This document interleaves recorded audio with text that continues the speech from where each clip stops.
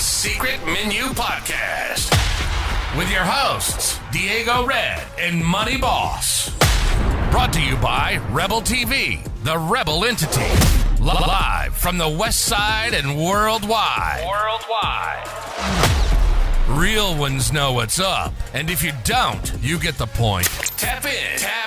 It's the Secret Menu Podcast.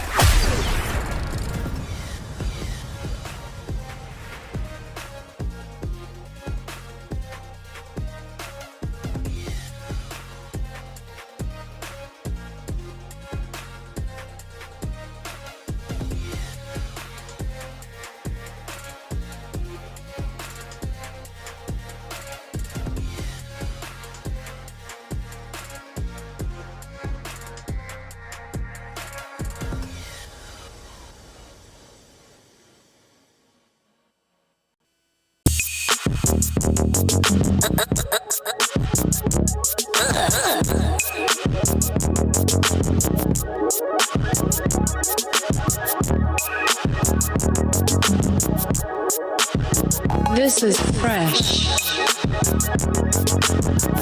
The Secret Menu Podcast.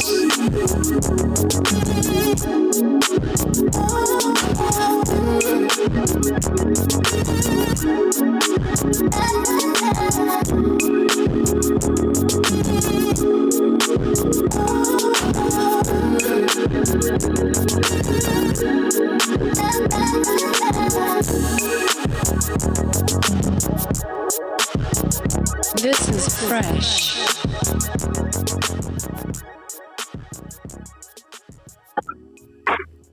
Money Boss. What's happening? Just like that, we back. Secret Menu Podcast on a Tuesday. It's going up on a Tuesday. Jackie Brown is in the house. Miss Monica Guzman is in the house. Chris Conley is in the house. Shout out to everybody pulling up. I know we late, but pull on up, pull on in. You know what I'm talking about? I fucked up and put Wednesday on the post. I'm bugging. You put what? You put a what?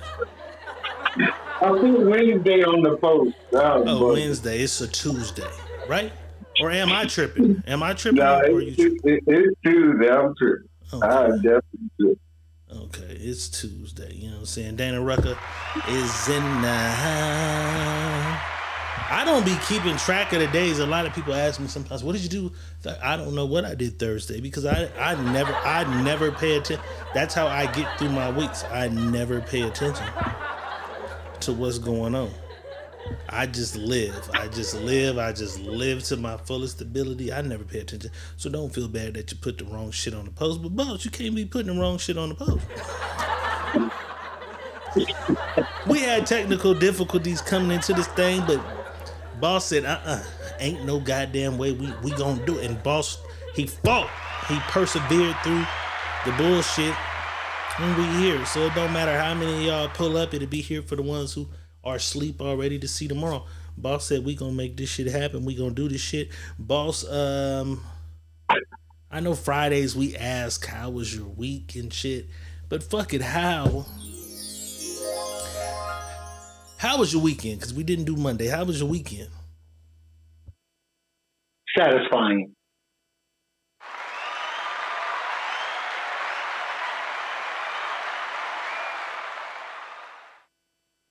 It was satisfying. It was good. Had a decent weekend. Satisfying. That sounds like you got some cheeks. Satisfying sounds like cheeks. I didn't get no cheeks. No cheeks. Okay. No cheeks. I got stood up. Got stood up for the cheeks. Mm-hmm. Oh shit, my nigga Dion Montgomery in the house. What's up, boy? Yeah, see it. There's definitely no cheeks this week. Lakeisha Cherie's in the house too. Kiana Allen is in the house. You know what I'm saying? No cheeks, but satisfying weekend is good. My weekend was cool. I didn't do nothing. I laid there. I said I was gonna get up and run. I didn't do that. I laid there. I just laid there and relaxed. Sometimes you just gotta relax. You just gotta That's it. relax. You know what I'm saying? But Secret Meeting Podcast, we here though.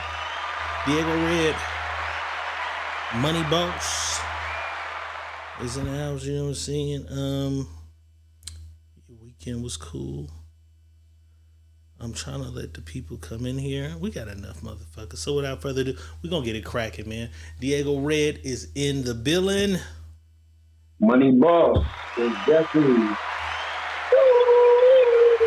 in his own building. Hello, motherfucker.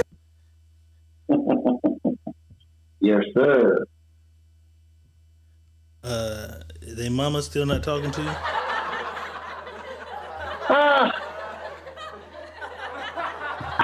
I sent the hello text. She didn't respond, so I think she's still mad. So I'm gonna let her be mad for a while. And I was gonna text your auntie and see if she's playing the same game, but I just said I'm gonna chill. I ain't gonna text nobody.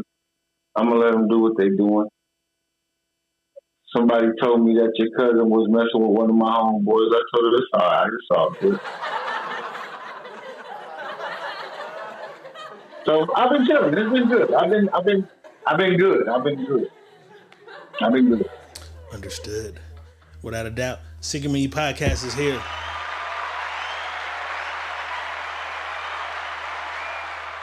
Lee Baby is in the house. Shout out to everybody pulling up. Pull on up. Pull on up. Let's get to it. Let's get to it, know what I'm saying? Because we getting right to it. I seen this and oh my God, where is it? Let me see. Where is it at? I seen this and the only nigga I could think about was Money Boss. I didn't think about Michael Jackson. I didn't think about Tevin Campbell. I didn't think about Wilson. All I could think about was Money Boss because money was involved. You know what I'm saying?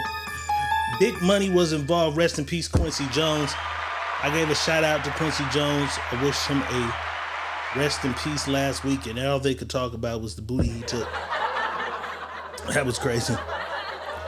I was not there. You motherfuckers were not there. We don't know what Quincy Jones did. His sexual preference was his preference, but a lot of people believe Quincy Jones was fucking around. I don't know. Hollywood is highly weird.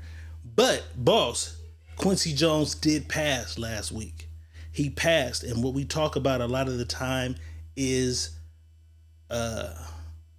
what do they call it when the money? What's the thing? What's the term they all use? What's the term, the money term for your family and all that? What's the term they be using? Financial. Inheritance. It's an inheritance, but you know, black people, we get these terms and we run them into the ground. Generational wealth. Generational wealth. Forgive me, because we were taking a while and I took a shot. I'm sorry, I took a shot. But generational wealth. We talk about generational wealth all the fucking time. Quincy Jones is a dinosaur. He's at the beginning of the game. Because as far as you go back, we know all the Chuck Berrys and all them niggas wasn't getting no money. The Chuck Berrys and even Elvis and them, they had money, but they didn't have money. So as the money really came, like we saw Michael Jackson really get rich. Michael Jackson's a nigga from that era who really got rich. So you gotta believe the people behind him, the producers, the writers, they got some real money too. But we've come to an end of the life of Quincy Jones, and it's like, okay, did that nigga really have some money? Did he really get some money? If Mike had all that money when he passed, did Quincy have some of that money? And I seen something, and when I saw it, I started researching and I'm looking because I couldn't believe it. And the only nigga I could think about was Money motherfucking Boss. They just said that Quincy motherfucking Jones left each... Oh, this is the wrong goddamn picture. This is the right picture. Quincy Jones left each one of his kids 83 fucking million. 7 kids though. He had 7 kids. Quincy Jones had 7 kids. He left them each 83 million. So you know me, I couldn't believe it. I got a deadbeat daddy. I start researching. I go looking for the people contesting it. I go looking for his net worth, his value to society. What does he own? What does he have? And what I came up with was about $590 million is what I came up with. So when you divide if you divide 500 evenly between 7 kids, it's like 72 million. So he didn't leave nothing to no other counterparts, no lady, no nigga, no nothing. He left it all to his children evenly. Whatever he had, he left evenly. 83 million each kid, nigga. A lot of money. $83 million each kid, Quincy Jones. And trust me, I tried to debunk this. I tried to go find, it didn't happen. I tried. I looked everywhere. It looks real. 83 million per fucking kid. These are the fucking kids. He had 7 kids. I don't know how many grandchildren total, but this is Quincy, his 7 kids and they kids. Boss. Yes. 83 million a kid. Like, I know you said you're not leaving your kids shit. You're not leaving your kids shit. You're gonna leave them some shit, but you got another way of doing your thing. But Quincy and his 83 million per kid, is this what we mean when we say generational wealth? And they didn't already have it, because I'm thinking like, there's no way he had that, because he probably already had to invest in their dreams and goals and businesses. But apparently he probably wasn't doing too much for them. 83 million each kid. Hey, you got to think about this though. Back in the day, Quincy Jones is a part of the music business, and in the music business, they take out a life insurance policy on these artists and stuff as well. That's just part of, because you're their property while you're doing business, because you're in their investment. I ain't gonna call you their property. You're their investment. So they're gonna get their investment back out of you. So I mean, when I was hearing about it, I'm like, I believe Quincy Jones got that kind of money. So you got to think about it. We say back then they didn't have that kind of money, but then you got to think about the royalties that people still use these niggas' songs, the shit he wrote. Yes. Everything. And what I forgot about, I forgot about a big chunk of his money. The Fresh Prince of Bel-Air. I forgot he was the producer, writer. He was a producer, a writer, all that. He was a big part of the Fresh Prince of Bel-Air, which was one of the first, how do we call that? A transition from rap music to acting. You know what I'm saying? Because we had LL Cool J who did some shit. But I'm kind of going back, like Will might be the first nigga to do that. Is it anybody? I mean, because we had movies. We had like Crush Groove. We had we gotta talk about sitcoms. Will that's what I'm saying, because that shit is still playing today. I forget what they call it. Syndicated. It's a syndicated TV show. You have to do a certain amount of years. Like when you're in the NBA, you have to play a certain amount of years to get your pension. When you're a TV show, you have to air a certain amount of years and you become syndicated, which means you play on all these networks nationwide. And it still makes money for years and years. So I forgot that Quincy Jones was the nigga behind that. So I think a lot of his money came from Fresh Prince. And Michael Jackson is a monster, though. Rest in peace, Mike. You know what I'm saying? But Quincy has some bread.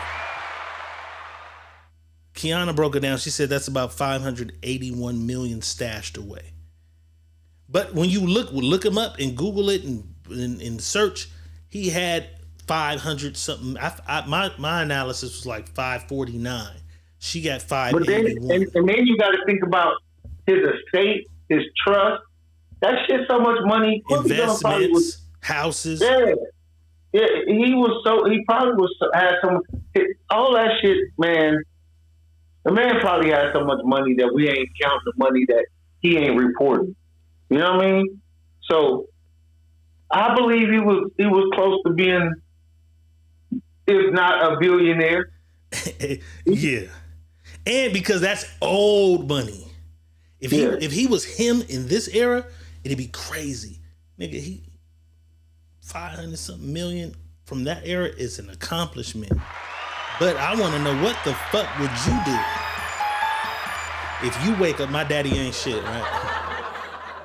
You wake up and your daddy left you 83 million. First thing you're doing. First thing. First thing I'm gonna do is take houses out because he probably bought them all out. If he had that, they all probably had a place to live. So first thing outside of a home. First thing outside of a home I would do is get far away from this motherfucker. As far as I can. Far away from it. And then put a plan together. What I want to do. You know what I mean? How much I'm going to invest, what I'm going to try to build, what I'm going to try to do to make this residual income, which 83 million is fucking residual income. 83. What is that in a bank account? What is the interest on that? I just got a regular bank account growing interest. 8,300 a month? No, 80,000. That's going to be way more than that. It just depends on. It depends on what kind of interest account that you put it in. Once you put it in the interest account, then because you're not putting that in a regular account, you're gonna put that in an interest-bearing account where you get maybe 2%, 3% on your money on what you put in there. So you would put a lot of the money in there. You know what I mean? Because it grows interest on it, 2 or 3%, maybe 4. Kiana, what is it? What's the interest? Ask Kiana. She works in a bank. What's the interest rate on 83 million high interest bearing account? What's the highest interest rate? Because when I had mine, it was 3.7% or something like that. I always go back to street lore in the story of Blondie, the young lady who was in the apartment that the jet crashed into. Mm-hmm. Street lore, folklore of the street. You know what I'm saying? Much love to her. But in the street, there was always this story of when that plane crashed into her shit, she had so much money that she had like $12,000 a month. She could spend like $12,000 a month and her money never moved. I don't think she had 83 million. No, 14. So when you got that kind of money, that's crazy because the story always was she could spend $12,000 a month. As long as she don't go over that, her money never moves. So it's like, nigga, you wake up every month and I can spend $12,000 or $8,000 every month and I don't lose any money. That's crazy. That's $144,000 a year. A year. A year. So it just depends though. Kiana, no. I don't work in the bank. Kiana would know. I don't know the bank. She would probably seen some of that shit before. I just know when I had mine, it was like a 3% interest rate. 3.6 or something like that. We didn't do too much on Quincy Jones that day that he passed. I just gave him the shout out. But I forgot all about the Fresh Prince shit. So here is a quick clip of an interview with Will Smith. We almost did not have the Fresh Prince of Bel-Air. Will walked in there and was unprepared.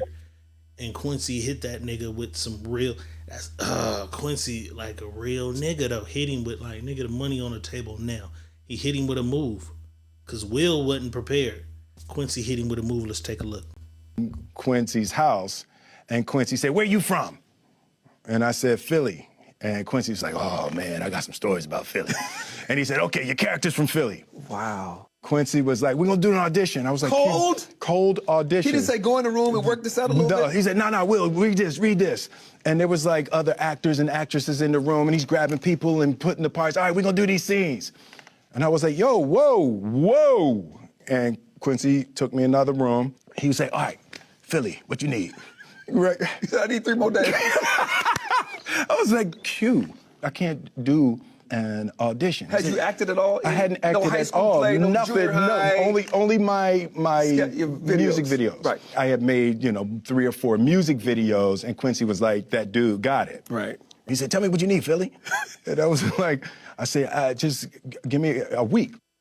He said, okay. They said, okay, well, a week is good. And he said, then you know what's gonna happen.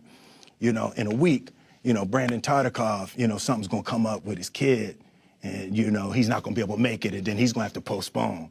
And I was like, oh, well, 2 weeks? Yeah, no, if I had 2 weeks, then it would be really good. Much better. And he said, everybody that needs to say yes to this show is sitting out in my living room right now, waiting for you.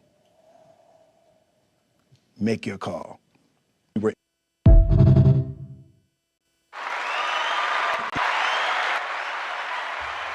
That as well kind of remind me of you. I don't mean to be putting you with Quincy Jones and shit, but the mentality though, like nigga, everybody, because what he told Will was, everybody I need to say yeah to this shit to make this happen, to cut this check, they in the living room right now, nigga. You need a week to learn, rehearse. Like, nigga, they in there right now, nigga. It's now or never, nigga. I ain't got time for you next week. You know what I'm saying? Right. That was powerful. Rest in peace, Quincy Jones, man. You're right. And that's what it be, though. It takes that sometimes. It takes a nigga to get a nigga right. You know what I mean? Oh, nigga, you playing? All right. You gonna miss the boat, nigga. Because everybody right there ready, nigga. They already ready. They don't need no clothes. You need clothes? Do you really want what you asking for? Yeah. If you asking for it, you better be ready for it when it come your way. That's what I be trying to say when I tell y'all. Get a piece on the board. This was what I'm saying to you on in every aspect of what I tell y'all. Get a piece on the board. The piece on the board is going to move itself. You gonna move it sometimes, but most of the time it's gonna move itself because when it comes, you ready. You ready. You know what I mean? Because he could have just said, "All right, little nigga, take your week." But he knew, nigga, this is big for me. This is big for you. Hey, nigga, I can't make you walk in there and do it. But if you serious, nigga, everybody, we need to cut the check in there now. I need you to go in there now and do it. If not, fuck it. You know what I'm saying? That was powerful shit. That Boss is the Quincy Jones. Boss is a Quincy Jones type nigga. You know what I'm saying? Because I probably would have said, all right, nigga, take your week. You know what I'm saying? Hey, guys, hey. Will needs a week. Because Will, at this time, I know y'all like, what are you talking about? No, Will at that time was popping as a rapper. Motherfuckers be kind of timid at Hollywood. Like, he's a Hollywood rapper. He's one of the biggest rappers right then. DJ Jazzy Jeff and the Fresh Prince. They was big. So it ain't like just a regular nigga with no life and no opportunity. He could have walked out of there without the Fresh Prince and still been a rapper, which probably, because music changed, probably would have failed later because music changed and got gangster and shit. Would have changed. Quincy foresaw, like, nigga, you need this right now as much as I need this new check. I got Michael Jackson, nigga. I got Mike, I got Tevin Campbell, I got hits. I got Mike, this is my new biggest. Yeah, this is my new big shit, nigga. TV. This is my new big shit. Do you want this, nigga? Because I ain't finna play with you. If you want a nigga, go in there right now and do the shit. And Will said he went in there and did the shit, man. They got to the money, man. They got to the money. Boss, we've had this discussion before. It always kind of bothers me when we talk about this because you know that I am pro-African. I believe we come from Africa. Even though I do believe there were native Africans here, I still believe they came from Africa. So I don't like African slander, but I love Trick motherfucking Daddy. Shout out Trick Daddy. Trick Daddy's on live again. He tripping. Trick Daddy says he don't give a fuck about no Africa. Africans think they better than us. He is black. He black American. Don't put no African American in front of his motherfucking name because he black American. He born from America. America is his country. He American. And a lot of people take it as disrespect. A lot of people say, yeah, nigga, we American. It's a tough one for me, but I gotta see what you think about it. Let's take a look. Trick Daddy went live and went crazy. Let's take a look. Okay, tell me not one story about Africa. My grandma ain't never tell me one story about no motherfucking Africa. I don't know nothing about Africa. All I know is all the African people I know and run into, they think they better than us over here. So what you pussies worrying about me saying that I'm not African. I'm just American. The fuck is wrong with you niggas? You niggas got a problem? And then fuck your motherfucking podcast. Fuck your show, nigga. Don't bring my motherfucking name up. I don't know you pussies. So I'm not bringing you niggas' name. I'm still not saying you niggas' name. So what the fuck you mean this your show you can talk about? You got my name in your mouth, pussy. Both of you look-alike ass pussies. And I'm with the shit. I don't care how old I am. We about the same age, nigga. Oh, y'all, Africa this. Ain't there one of you motherfuckers trying to go back to Africa? Who tried to go back to Africa? Everybody come over here to America, talk about, cause back at home, cause back in my country, take your ass back to your country. I'm from America. They can't deport me. They can't come get me. My mama can't tell me not one story about Africa. My grandma ain't never tell me one. We are disconnected from home. Very much so. Mexicans are from Mexico. Brazilians are from Brazil. Mm-hmm. Caucasians are from Europe, which is one of the ones that is different. A Honduran bitch is from Honduras. A Haitian lady is from Haiti. Regular black people we're the only ones who don't have a connection to where we're from, which be my issue. Like the whole Willie Lynch theory. But over the years it's been divided and we've been here for a while. We comfortable. Should we just start accepting the fact that, hey, we was born in America, nigga, we Americans? Or is Trick Daddy tripping a little bit? He has his opinion to say what the fuck he want to say. And if he don't want to go and dig deep enough to find out other things, then that's on Trick. You know what I'm saying? I ain't here to tell nobody what they should think and how they should think. But I'm going to tell you what. If you think that there's no connection from you and Africa because you say you was born in America, then that's what you got to think about, brother. That's it. I ain't gonna sit up here because I run into you. You know, I run into Trick a lot. So I don't want to be in Trick in the street. Y'all see Money Boss Trick in the street. Tripping. Wow. But the thing, okay, if that's how you feel, cool. But his whole thing about, I don't know if it was on this clip or because it was another clip before that where he was tripping. Right. It was like, African motherfuckers think they better than us. And my whole thing is, I think the whole think they're better than us shit is misconstrued.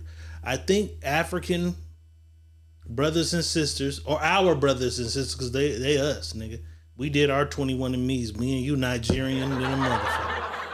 You from, and that's crazy, because when you do your ancestry, Boss is from where they get the diamonds out the mines and like money and like gold and like jewelry.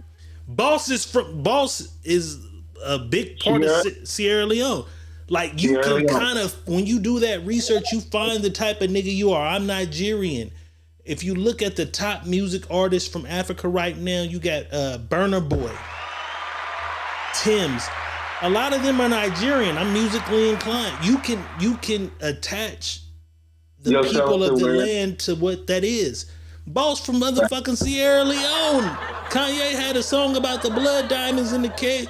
Boss like diamonds and money and like you can attach home to who we are still, even after all these hundreds of years, you still can attach who we are. But I think the disconnect be a lot of them feel like y'all accept how they talk to y'all. Y'all accept how they do, because they only get Roots. They only get Mississippi Burning.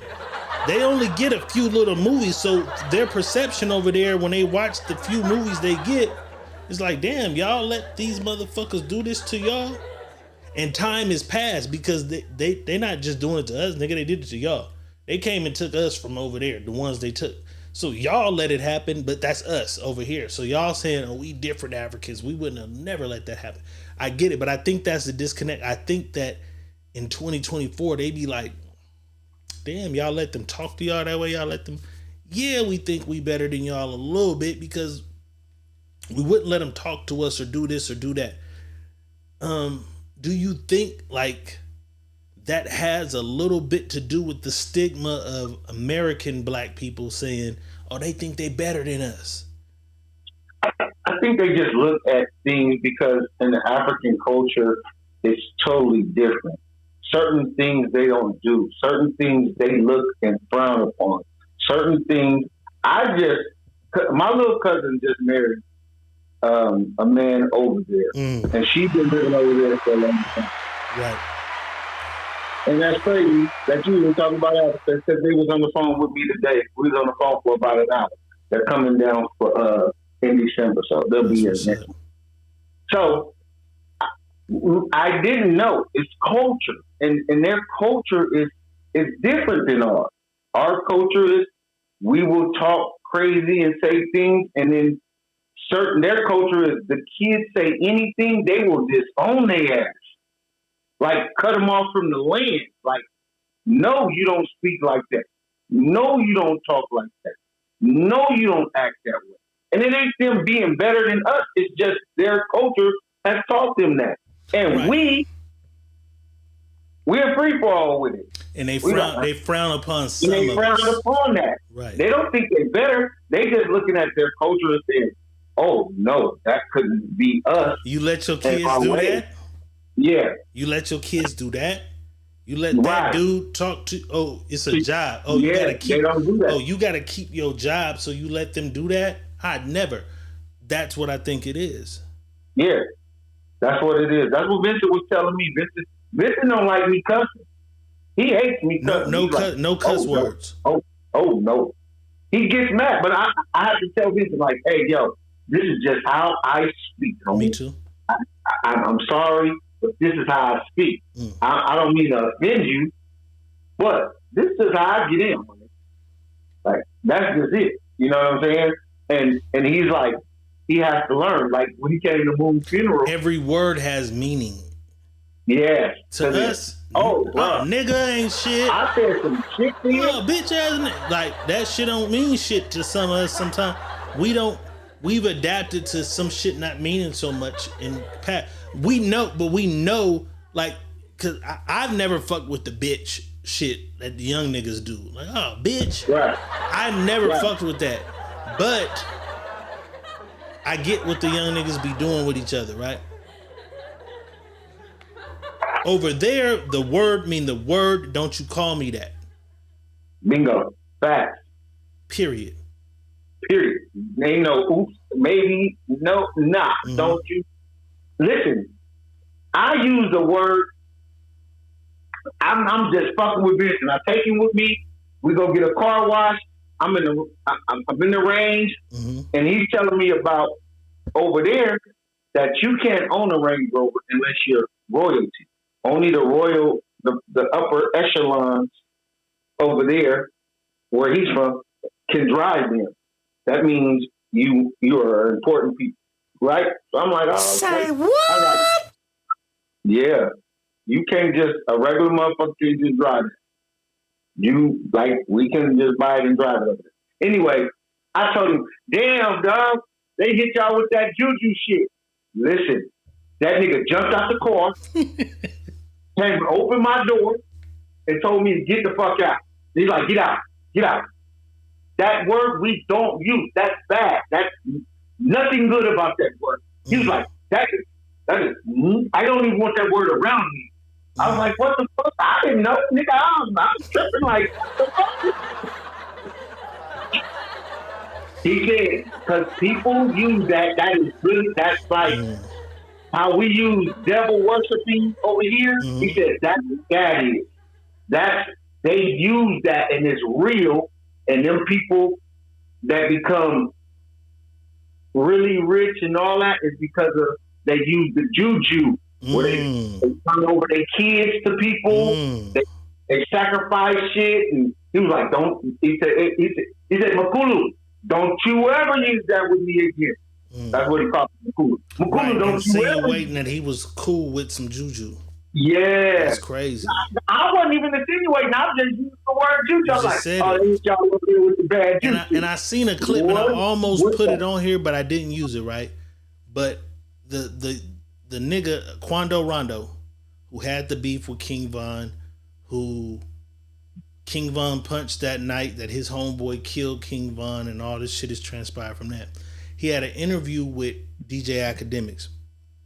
I seen it. DJ Academics says, okay, I'm gonna play devil's advocate, right? I've said that many times on here. And I think Quando got some different ties to Haiti or some other foreign country. But I say that. I'm like, all right, boss, let me be devil's advocate. Meaning I'm with you, but let me give the other perspective of these other motherfuckers, right? That's what it means. But when Academic said, I'm gonna play devil's advocate, the nigga got up. He said, hey, bro, I don't fuck with no devil shit, no devil. You using the word devil. What you trying to do to me in here? He was ready to walk out of the interview. Yeah, I seen it. Africans, Haitians, Jamaicans, they take the words literally. He was not fucking with devil's advocate. And we all know there's a movie called Devil's Advocate. It just means the middleman.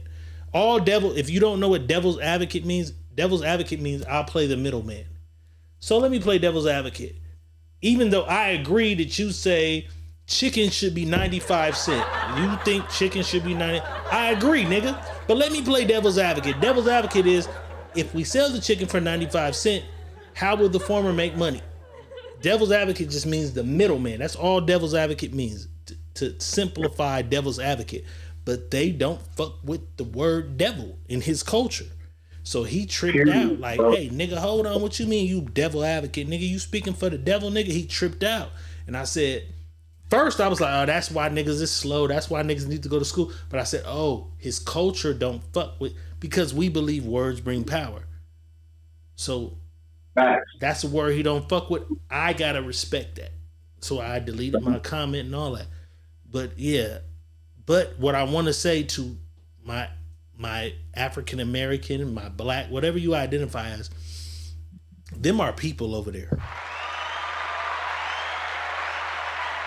Them are people over here, because there's a lot of them here. We act different with them here. Them is our same people. So if it's an African motherfucker you work with, you African. Like, we already divided. It's already a divide between black men and black women.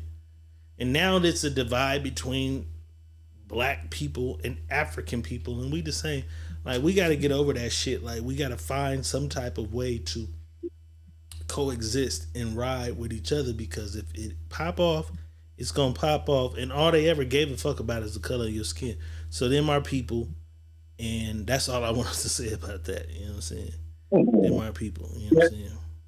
They is, and like I said, I'm not going to tell another person how they should feel about what they feel, but I'm also not going to be able to say to you that I'm okay with you saying fuck them because they think this or they think that, when you probably haven't took the time to find out the severity of how they move and what their culture is. Because even how we move in our culture, I'm sure you got words. A regular nigga that grew up where you grew up, lived how it's shit he can't, like, we fuck with the word bitch. Like, nigga, you can never call me that. Right. Nigga can't call you that. So even in our culture, it's certain shit with certain guys, you can't use that with me, bro. Like, chill out, like, bro. You know what I'm saying? You can't use that with me. You know what I'm saying? But yeah, it's Tuesday. Secret Menu Podcast, Diego Red, Money Boss. We are in the house. Oh, goddamn, I gotta do this before we go any further. Let's do it. Gotta give a big birthday shout out. Put the birthday candles, birthday cakes, birthday hearts, everything in the chat for Ashley Visual. Ashley's probably not in here right now. Hopkins Visual. I mean, not Visual. Mm-hmm. Ashley Visual. Yep. No, Hopkins. Hopkins. There's two of them. Whatever. Sorry, we mixed y'all up. Yeah. Yeah. Ashley Hopkins. comes through. She throws the stars when we had stars up. We do the thing. She throws all that. Big shout out to Ashley. Big shout Just out. want to Happy birthday. Friday night, the sneaky link. I just put that up by accident, but yeah, Friday night, y'all know we do sneaky link. Yeah, big birthday shout outs to the gang. You know what I'm saying? She definitely be in this motherfucker repping. This one right here might fuck you up. This might fuck you up. Shout out to the transgender community. The more we do this, the more I am acceptable of things. However, this one kind of fucked me up. And I know it's going to fuck Boss up. Because he has a lot further to go than I do. Boss got a lot further to go than I do. And that's why I brought this to the table. This young man is at work and realizes that not everybody knows that he's a young man. He's at work talking about his baby daddy, but they think that you are a lady. See, I'm getting better because I would have said they think you a bitch, but they think you're a lady. Let's take a look. When you pass to other people but you forget that you passed, you can really be in some sticky situations. The other day at work, I'm talking about my kids and the person that I had the kids with. And I was finna refer to that person as my baby mama. And then someone was like, oh, so is that your kid? Do your kids have the same father?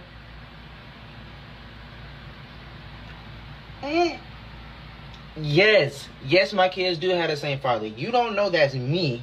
So we're gonna pretend like the person I was finna call my baby mama is the kid's father. Yeah, they got the same daddy. They do. Yeah.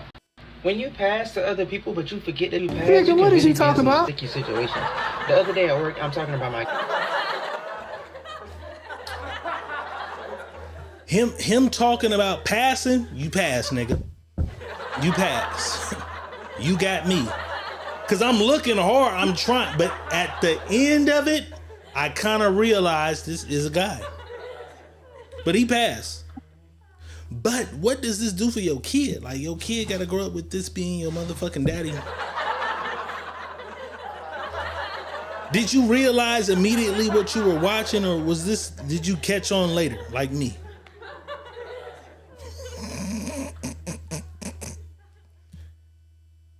I'ma just not say nothing. Cause your mama said to me, you need to say, don't say nothing at all. That part. That part. He fucked me up. I'm like, nigga, you look like... And then you kept the... You were supposed to notify your coworkers like, hey. I'm Jerome. I just look like Jimmy. But you kept the secret and kept it going on. And that be my thing. If we're ever to reach a place where we're all coinciding on Earth and everybody, okay, what you do is what you... Y'all can't keep playing these motherfucking games because you're a guy and you're talking about your children and you're talking about the parent of your children. You in there pissed off. You're a baby daddy, but you're acting like a bad baby mama, a mad baby mama. And when they ask you, is your child's father, what, you catch yourself and then you roll with the lie. You roll with the fake shit. You gotta be honest and upfront and truthful with what you got going on, because allow us the room to be acceptable of what it is. Even if we don't accept it. Living your motherfucking truth. You lied and played the role like you were the baby mama. You're not. You're the baby daddy, nigga. There's no truth in that. It's just a lie that they telling themselves. The most dangerous motherfucker is the motherfucker that can lie to themselves and look in the mirror and keep lying to themselves. Correct. But so 6 months later, you can get that coworker fired for discrimination because they're shocked. 6 months later, they're shocked that you're a guy and not a woman, when you had the complete opportunity to expose who you really were. So all I'm saying is, hey, nigga, if that's you, come in the door and be. I work at a place where there's, in my particular job, it's friendly to that. So I got some of those people, but they're open and they're clear about it. He wasn't clear about it. You playing. He's just as dangerous. He's just as dangerous. You know, we see those videos where the girls are like, I don't tell a guy that I'm a guy until the 5th date. You know what I'm saying? Like, he's just that dangerous. You're not sleeping with these people, but hey, nigga, I'm working with you. I'm coinciding with you. I might slip and say some shit around you about this shit, thinking that you're a woman and you're a man. Like, be upfront and clear. You know what I'm saying? Is my thought. I mean, shut up, boss. And then no, I'm just saying because you wouldn't give a fuck. You wouldn't give a fuck, but I'm saying, at least if you're boss and you're working, you're by the water cooler, and this nigga walks up, or this lady walks up, let boss know that, hey, how you doing? You feel me? Like, if y'all engaged in that conversation, they engaged in it. Because at this point, boss thinks you're a lady. You got to be clear, because if boss like, oh yeah, I know Rika. I know Rika. But 6 months later, it's going to be some shocking shit, and boss is going to blurt out some shit because Rika didn't let him know that. You know what I'm saying? Be honest and open. I don't know. They can't be honest because they got a lot of themselves about the shit. So it's going to be hard to be honest. I want you, what you basically said is you want them to be open about what's going on. Stand on business. That's the new term. Stand on business. They don't got no business to stand on. What business is they standing on? Delusional business? That nigga Ron Lee Carnegie said, ladies and gentlemen. I'm not against I am. That's why I say this. Because I'm against all that. Right. But if you're in a position or a place, and but I'm gonna say this, so I'm gonna speak on your behalf, and you don't know. You function perfectly fine in spaces with people who have another preference because they are open about their preference. Bingo. I don't want to put nobody in, but shout out to some motherfuckers who do that. We fuck with y'all. It's cool, but part of the reason we fuck with y'all is because we know that's what you own, and we respect that because you own that and you clear about it. You know what I'm saying? Boss, because this made him uncomfortable, but he's perfectly fine if you just clearly say, hey, this is what I'm on. Boss is perfectly fine in a building with you. Hey, that's what they do. This is what I do. I'm over here. Bitch, bring me my motherfucking 2 bottles of rosé. My happy niggas is over here at this table. Boss don't have a problem. Like, boss does not wake up with a vendetta against, like, you know what I'm saying? That's why I say y'all should be clear. But if you trick boss into some weird shit later, y'all gonna have a problem, is what I'm saying. You know what I'm saying? It's gonna be a problem. And that's why boss immediately said he wasn't saying shit, because he felt like this nigga was tricking some people into some shit. You funny. And this is the shit why I always say niggas get beat up, motherfuckers get beat up, and then they be playing victim. Nigga, don't play victim now. No. You got beat up because you were playing. You playing. Don't be playing. All right.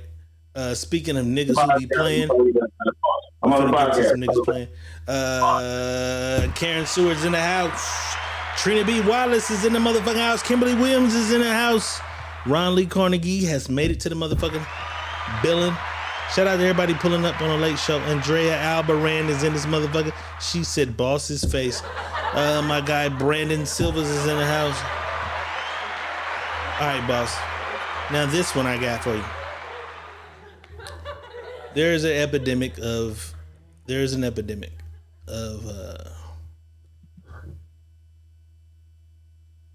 a drug, promethazine, lean, whatever. However, a lot of people have a discrepancy with this nigga because they don't believe it's the lean that's the problem. There's a record that's taken the country by storm. It's called I Can't Put My Cup Down.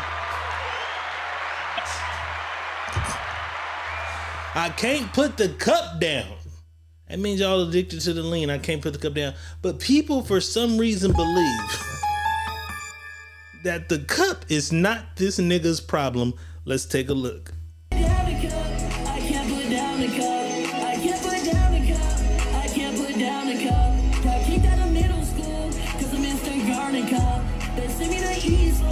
With all of the drug addicts, that's when I start smoking weed and picking up bad habits. And I love all my niggas, but I promise I'm not a. I can't put down the cup. I can't put down the cup. I can't put down the cup. I can't put down the cup. I kicked out of middle school, cause I'm Mr. Garden Cup. They send me to East Locust with all of the drug addicts. That's when I start smoking weed and picking up bad habits. And I love all my niggas, but I promise I'm not a.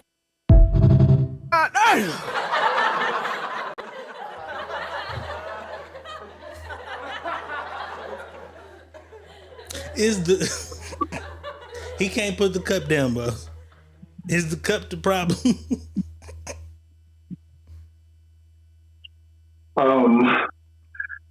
No, the cup ain't the problem, man. You can't put down the plate. You can't put down the fork. You can't put down the spoon. Fuck the cup. The cup ain't did that to you. The burgers. You can't put your hands down. That's what happens. Keep your hands off the That table. nigga right there. Oh my god. That nigga, I can't put the cup down. Yo, big nigga. The cup is not the problem, bro. You need to put down the calories. That motherfucker was crazy. That nigga was crazy.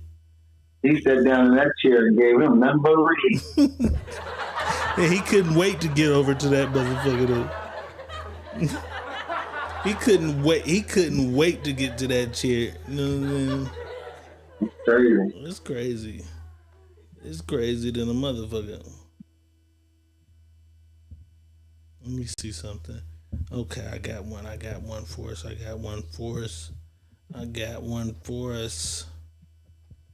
All right, I definitely need your take on this shit right here. I definitely need your take on this. Brandy's brother. This shit hit different for me. Y'all just see him as Ray J, but you have to understand that Boss is my nigga. And when Ray J came out with Wait a Minute, that was Boss's motherfucking jam.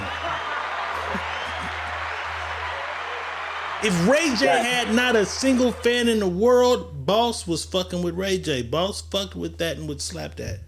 Okay, so I don't understand who this guy is. Let me go to him. I don't know who this guy is or what he does. I guess he's a pastor. He's a pastor somewhere.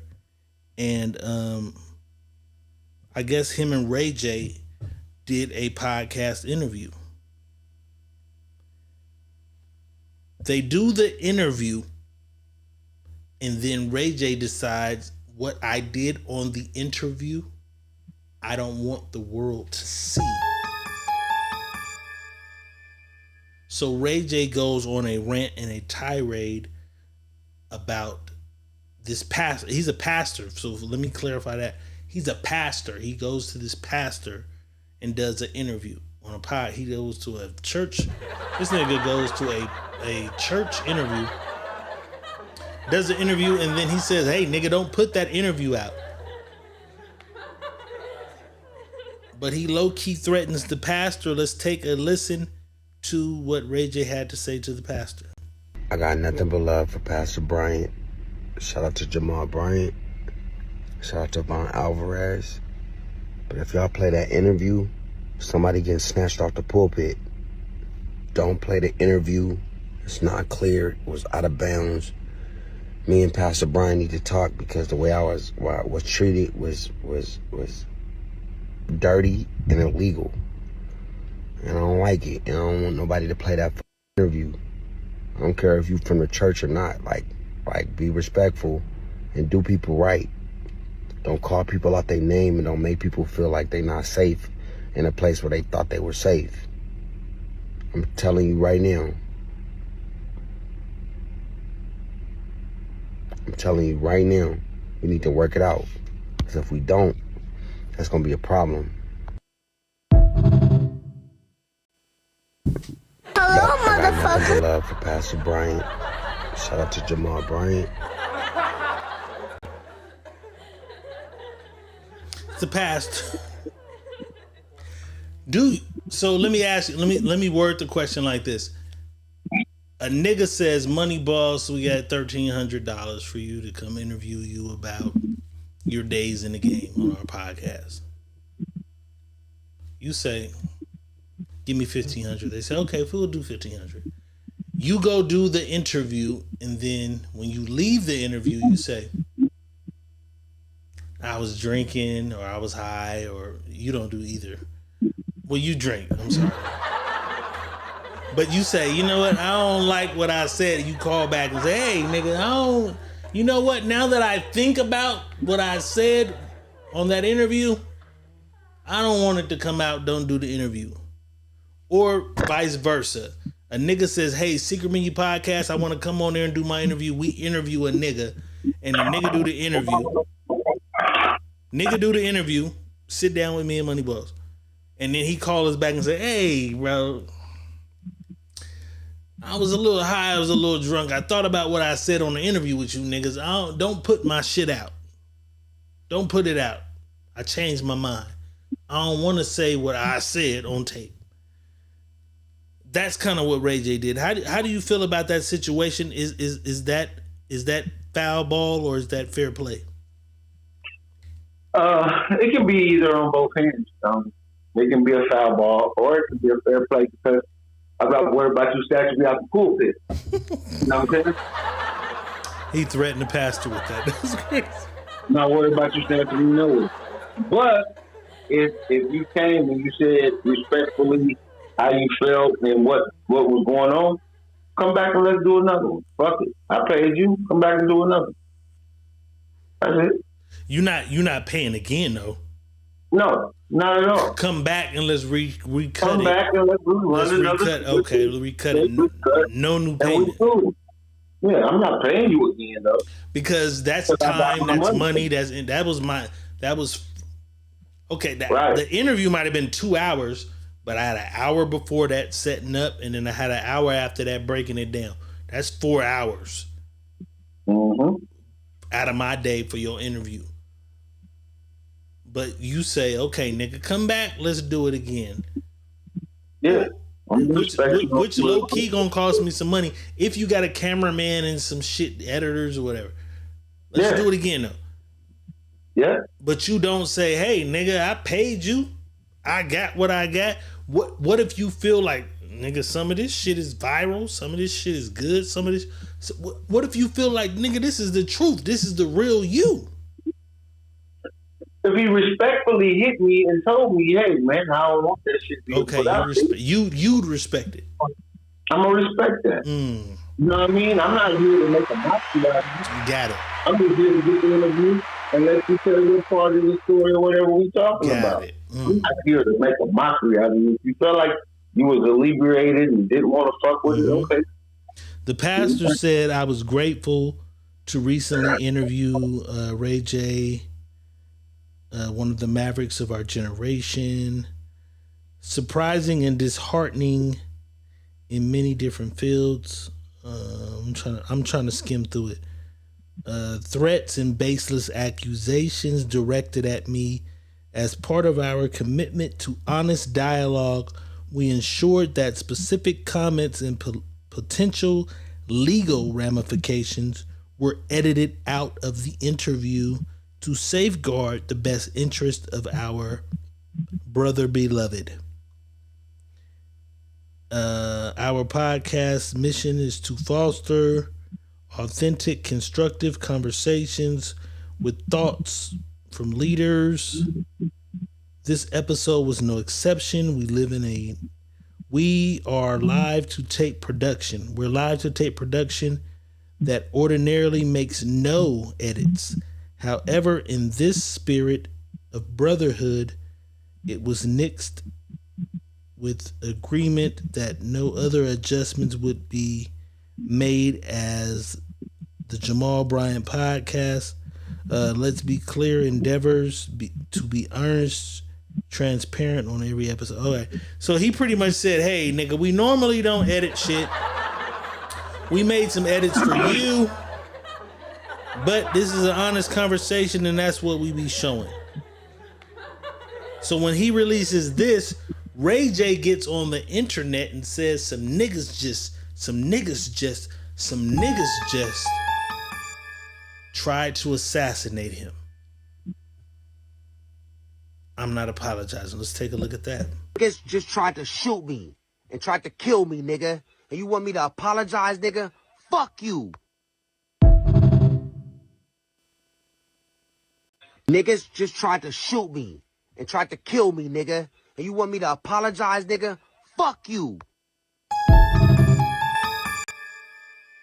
Now, do you think some niggas really shot at Ray J car, or do you think this was like his last ploy to stop that interview from coming out? Ray J spiraling out of control. He in too much shit. You got a black cow around you. Better watch out. He is. You spiraling, bro. I fuck with you hard body, but you spiraling. And I see it, my nigga. Everything is negative around you right now. You need to get back to get some positivity around you, bro. Everything you get into with everybody and anybody about any and everything, bro. Bag up a little, my nigga. Bag up just a little. Do you think there was a real, true attempt on Ray J's life? Or you think he leveraged that real quick to stop them from putting out the interview? I can't really call it like that, but I know how he moves. You know what I'm saying? And I think you just need to chill a little bit, bro. That's it. Take a break. Get away from the shit for a minute. You know, I know you got to get your money, but you don't have to get away from getting your money when you get inebriated and all that shit because, bro, you know what it is. Niggas just trying to shoot me. You know what I mean? And you look at you, bro. You look high as a motherfucker. Yeah, definitely. You're looking different, my nigga, Ray. You're looking different, my nigga. The video he did about Puffy, I'm like, bro,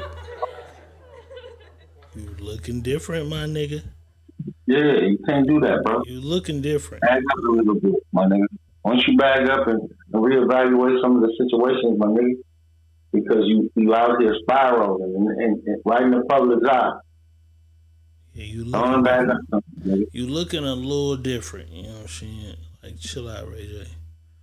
Nicki Minaj called him out on it. You looking a little different, my nigga. You know what I'm saying? You looking a little different. It's a Tuesday. Secret Media Podcast, Diego Red, Money Boss. We in the motherfucking house. This shit got kind of crazy. I know we don't like to talk politics, but we gonna talk some politics because we lost some members because me and Boss was not fucking with the Kamala campaign. Sorry. We apologize. But we stood on business for what we believe in. You know what I'm saying? Right.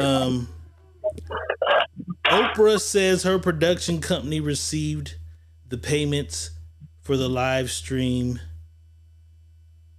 She did not take any personal fees, however. The people who worked on the production needed to be paid. Cool. We understand that. But CNN, CBS,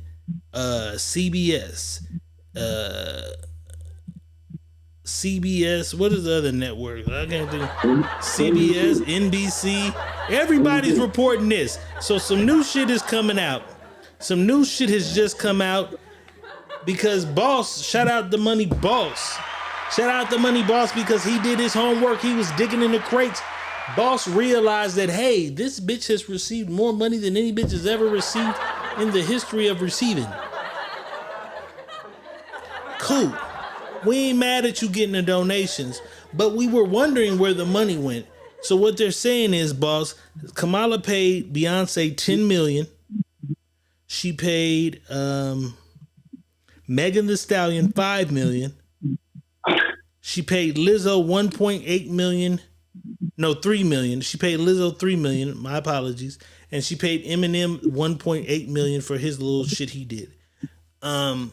That shit should have been put into the goddamn community is my opinion, but we're going to get into it. But this is what was paid out. So I know these artists, these people we see on the screen ain't cheap. I know they don't come cheap, and I know they don't work for nothing. So let me be clear about that. I know they ain't cheap. I know they don't work for nothing. But Oprah was one of the ones who denied. She denied she was paid anything. However, this is crazy because a nigga caught Oprah slipping on her street and asked her about the $1 million before this report came out. Let's take a look. Hey Oprah, good morning. How are you, darling? You looking very good. How do you think the election went? Not talking about the election, thank you very much. Oh, is it true that they paid you $1 million for the endorsement for Kamala? Not true. Not true, okay. I was paid nothing, ever. What do you think about all the celebrities with their mass exodus? I'm not talking about that. Do you think Prince Harry's gonna lose his visa now that Trump's president? Thank you, Oprah.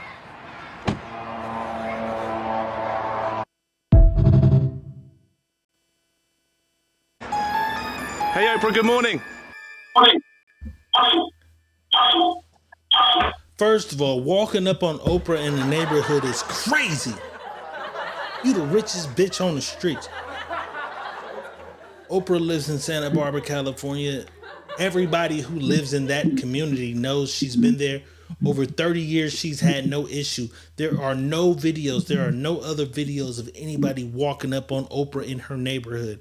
Everybody knows where Oprah lives, but they've respected that. You know what I'm saying? But a motherfucker walked up on Oprah and said, hey, bitch, did you take $1 million? She said no. She didn't say my company took it, my business took it, none of that. But in this statement right here, she says, my production company took the money. That is a business. My whole position is don't feel bad about it. It's business. If you got to have a light guy, if you got to have a sound guy, if you got to have food catering, they're supposed to be paid. But if they gave you $1 million, there's no way that equals to $1 million even for each of these people working. This bitch working for $21 an hour. She's working for $15 an hour. There's no way you spent that entire $1 million on everybody working. I don't care what they say, boss, but you can give me your take. In the gist of what we see, she paid everybody else. $1 million ain't even that bad. Oprah should have said, yeah, I took the money, my production company, but you own the business. If you own the business should make money. It's my business. So my production company took the money. Your production company should make, so out of that money, your production company should come clear with 400,000 of it or 300, whatever. But right. I think that her lying about taking any money was weird for me. Tell me your thoughts. Well, you know, Oprah is, let me see. She's like very secretive about what she's doing and what's happening. So she probably felt like, ain't none of your motherfucking business. Nah, I ain't take that shit. I ain't take it. So what? You asked me some questions. I don't want to talk about the politics shit, so be it. But on the back end of that, you already admitted you took the money. So I don't know why would you even say anything about it in the first place if you're going to admit to it, but then try to cover it. Why would you? You know what I mean? But that's just how they do. They'll say one thing, show you this, to keep you focused over here, to then steal everything they can over here. So, right. You know? And like I said, I'm not mad at you. Oprah would not be Oprah if she moved in a manner where she didn't get paid. Your production company, cool. We know that Oprah owns her production company. Oprah's not outsourcing an outsourced Oprah's not calling, hey, boss, you and Diego free to film us at the fucking Kamala Harris election shit Thursday. She's not calling us. She has a company in place that is her company. That company has to make money. So I'm not mad at you taking money. I think that you lying about it is weird. Just tell the truth and say, hey, you know what? Yeah, we took $1 million, but I paid my people. I paid the hot dog nigga. I paid the light nigga. I paid the sound nigga. I paid this nigga. Cool. And then at the end of that, that company, that business, because it ain't Oprah, it's Oprah's business. It should make some fucking money. But you lying about it means that there's some other shit behind it. Which is why we lost some of our friends, boss. Because you lied. There's some other shit behind it. Okay, you give me $1 million. You probably already paid salaries for these people for the year. You're Oprah. Your people probably paid for the year. Meaning they got no money to pull up and do Kamala shit because, bitch, I paid you for the year. You work for me in my company. This is your salary. It's Oprah. My people are probably on a salary. Yeah, so but they didn't get paid extra money for that. You got $1 million. She got $1 million. Say you got $1 million. You got $1 million. But you should have got $1 million because it's your production company. But I think it's just that she didn't want everybody in the mix about it. You know what I mean? And so she took that and like, nigga, do you tell motherfucking business? How much I got? And if you using that number, then that number came from somewhere. It came from somewhere because let's go to CNN. Let's take a look, boss. Everybody like, you're just saying it. I'm not just saying that. This shit was on the news. Let's take a look. Get over these numbers. $10 million for Beyonce to step up and back Kamala Harris publicly. $5 million for Megan Thee Stallion. $3 million for Lizzo. $1.8 million for Eminem. I mean, is that normally how it goes? You spend $20 million, you get yourself in debt to try to get a bunch of rich celebrities on stage? I've never seen that. Maybe I'm ignorant of the fact, but wow. I can't get over these numbers. $10 million. I mean, they on the news with the numbers. You got paid. Like, nobody gives a fuck about that. You got paid. When you lied about it is the issue for me. And we're past that. Bitch lost. So why would it even matter? It don't matter. But I gotta rub it in. I gotta reiterate the fact that, hey, this is a liar. These motherfuckers is lying. Like, why y'all lying? Just because if a motherfucker said, hey, Diego, she gave you $1 million she gave you $3 million for you and Boss. Hey, because me and Boss gonna cover it up. Yeah, you goddamn right. My hot dog nigga needed $2,200,000 to sell hot dogs. My cameraman needed $68,000. Like, it should be broken down. But I think that nigga on her street, because nobody ever caught Oprah on her street, I think that was the shakeup. You lied in his face. And you don't owe this nigga no explanation. You should have just said nothing, though. You should have said nothing. Because once you speak, you lied. You lied in his face and said, I didn't take no money. You took $1 million. That's your company. You took $1 million fucking dollars. Well, she just like the woman. She was up there taking the speeches and saying the speeches. She was lying too. The school with the little girls. You did a bunch of shit with the school with the little girls. All those little girls got raped at the school, and then you changed that to, well, I didn't. You put that school together. I just be because it creates a disconnect with us and our people because they believe so much in people.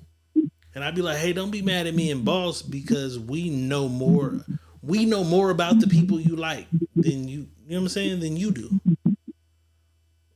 That's all I be saying. Like, chill out. Don't be mad at me and Boss because we know a little more about the people you like than look into the shit we saying. When anytime I give some information, the Boss be like, cause Boss hit me all the time. Like, nigga, did you know?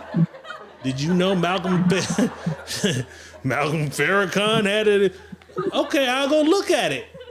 Our people just don't be wanting to go look at their people. They just be so mad they don't want to go look at the shit. You know what I'm saying? Me and Boss, it's cool but it's cool when it's me and you arguing. Yeah. And I have to go do my research, or you have to go do your research, and then you come back and say, hey, you know what, nigga, you was right. And then I come back and say, hey, nigga, you was right. It's cool when me and you have to do, hey, nigga, you was right. But our fans, they don't want to do that. Like, go look. Boss told your ass in November. Well, it's November now. Boss told your ass in January.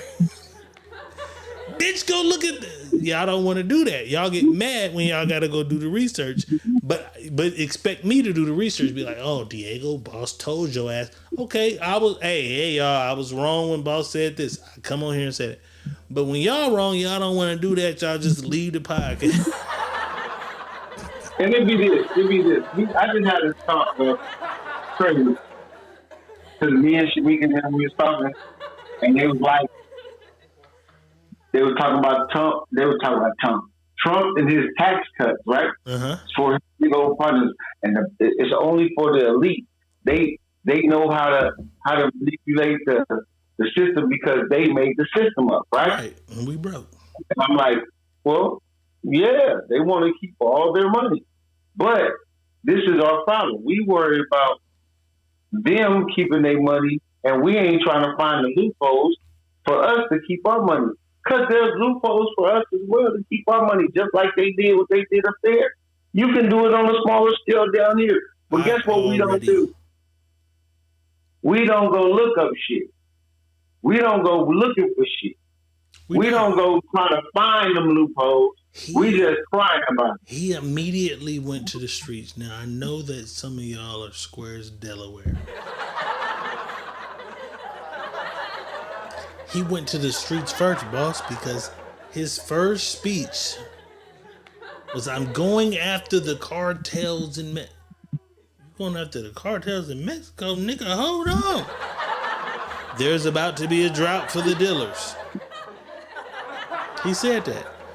He also said, I'm going to stop professional teams for charging so much for tickets. Nigga, if you've been trying to go to a football game, he's stopping that. He's already on a mission.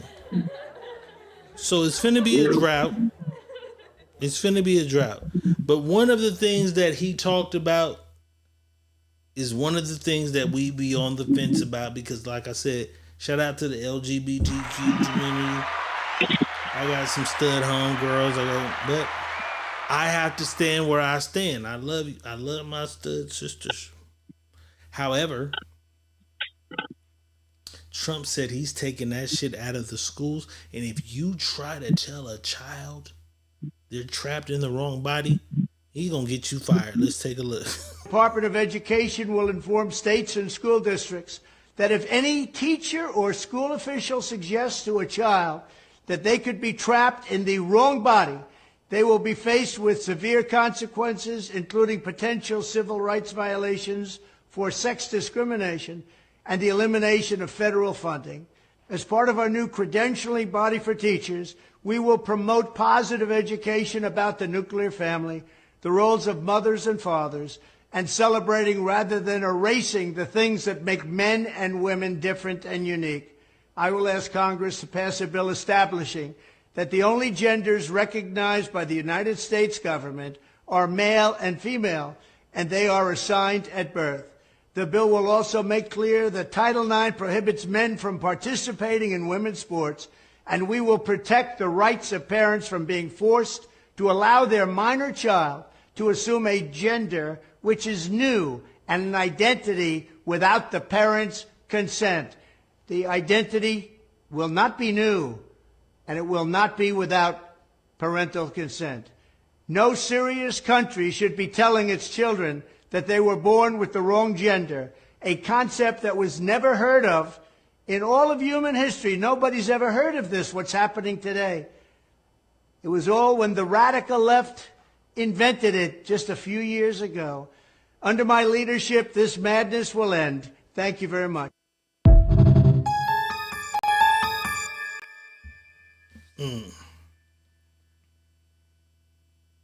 He says he's pushing a line that in American schools there will only be two sexualities, man and woman. I know a lot of motherfuckers be mad at that shit. Straight women are the maddest at that. I'm sorry, mama. I'm sorry. It shouldn't be. You shouldn't have tampons in the little boy's bathroom. That part. I'm not mad at that. I'm not mad at Trump. I'm not mad at him. And motherfuckers be mad at me for being like, oh, you fuck with him. Listen, I like wholesome American values. He also has a bill in for discrimination of black colleges. There's a bunch of shit that I don't want to play all because I don't want to make it a Trump show. But he did videos on if you've ever been discriminated for trying to get into a college because of the color of your skin, he's giving reparations for that. Cool. That one was the more key, more relevant one for me because although I sit here with my guy and I say, I don't give, like, whatever your shit is, nigga, that's your shit. They shouldn't push it into school. I stand firm on y'all shouldn't push it into school. I stand firm on let your kid decide. If that's what your kid decided, it is what it is. Because if my kid decided that, that's what my kid decided. I'm going to love my kid and fuck with my kid. But it's a lot of shit being pushed, and I applaud Donald J for standing on business. You know what I'm saying? And that's the thing, and that's the one thing about him that motherfuckers like, why did you fuck with him? I fuck with him because he said what he said from the start. Grab her by the pussy. He said, grab her by... Okay, I want a nigga who tell me he finna do some crazy shit like that. I want a nigga like that. You know what I'm saying? My bad. I apologize if you're not feeling it. I got one thing to say too. All right. All you people out here that keep saying if a felon can be the president, then all the felons should be able to vote and have jobs and take it off the application. This is what I want to tell y'all. Pay attention to what you're saying. Yeah, stop being emotional. Listen, stop being emotional when you say shit. And I think that's what people do. They be emotional and they read and copy and paste shit because they're emotional. You're getting emotional about this. You're saying don't let felons do this and that. He's a felon. So that I'm a felon, bitch. Right? All felons should be able to work and do this, that, and the third. Well, I'm going to tell y'all something right now. If you're a business owner, hire them felons. Hire them rapists. Hire them killers. Hire them motherfucking arsonists and them motherfuckers that did crazy shit, them felons. Don't be estranged to hire them because y'all want them to take that shit off the motherfucking application if you're a felon or not. Now you got a felon living next door to you because you got a rapist living next door to you that got little girls and your little daughter got to live next door to this motherfucker. Y'all don't be thinking when y'all be talking. Y'all just be talking. So when I tell y'all this, be mindful of what you saying when you say it. And then don't be on here talking about, well, that's different. No. Y'all didn't hire the felon. Yeah. A felon is a felon. Don't matter how much of a felon you do. Boss is a felon. Period. Boss got a gun charge.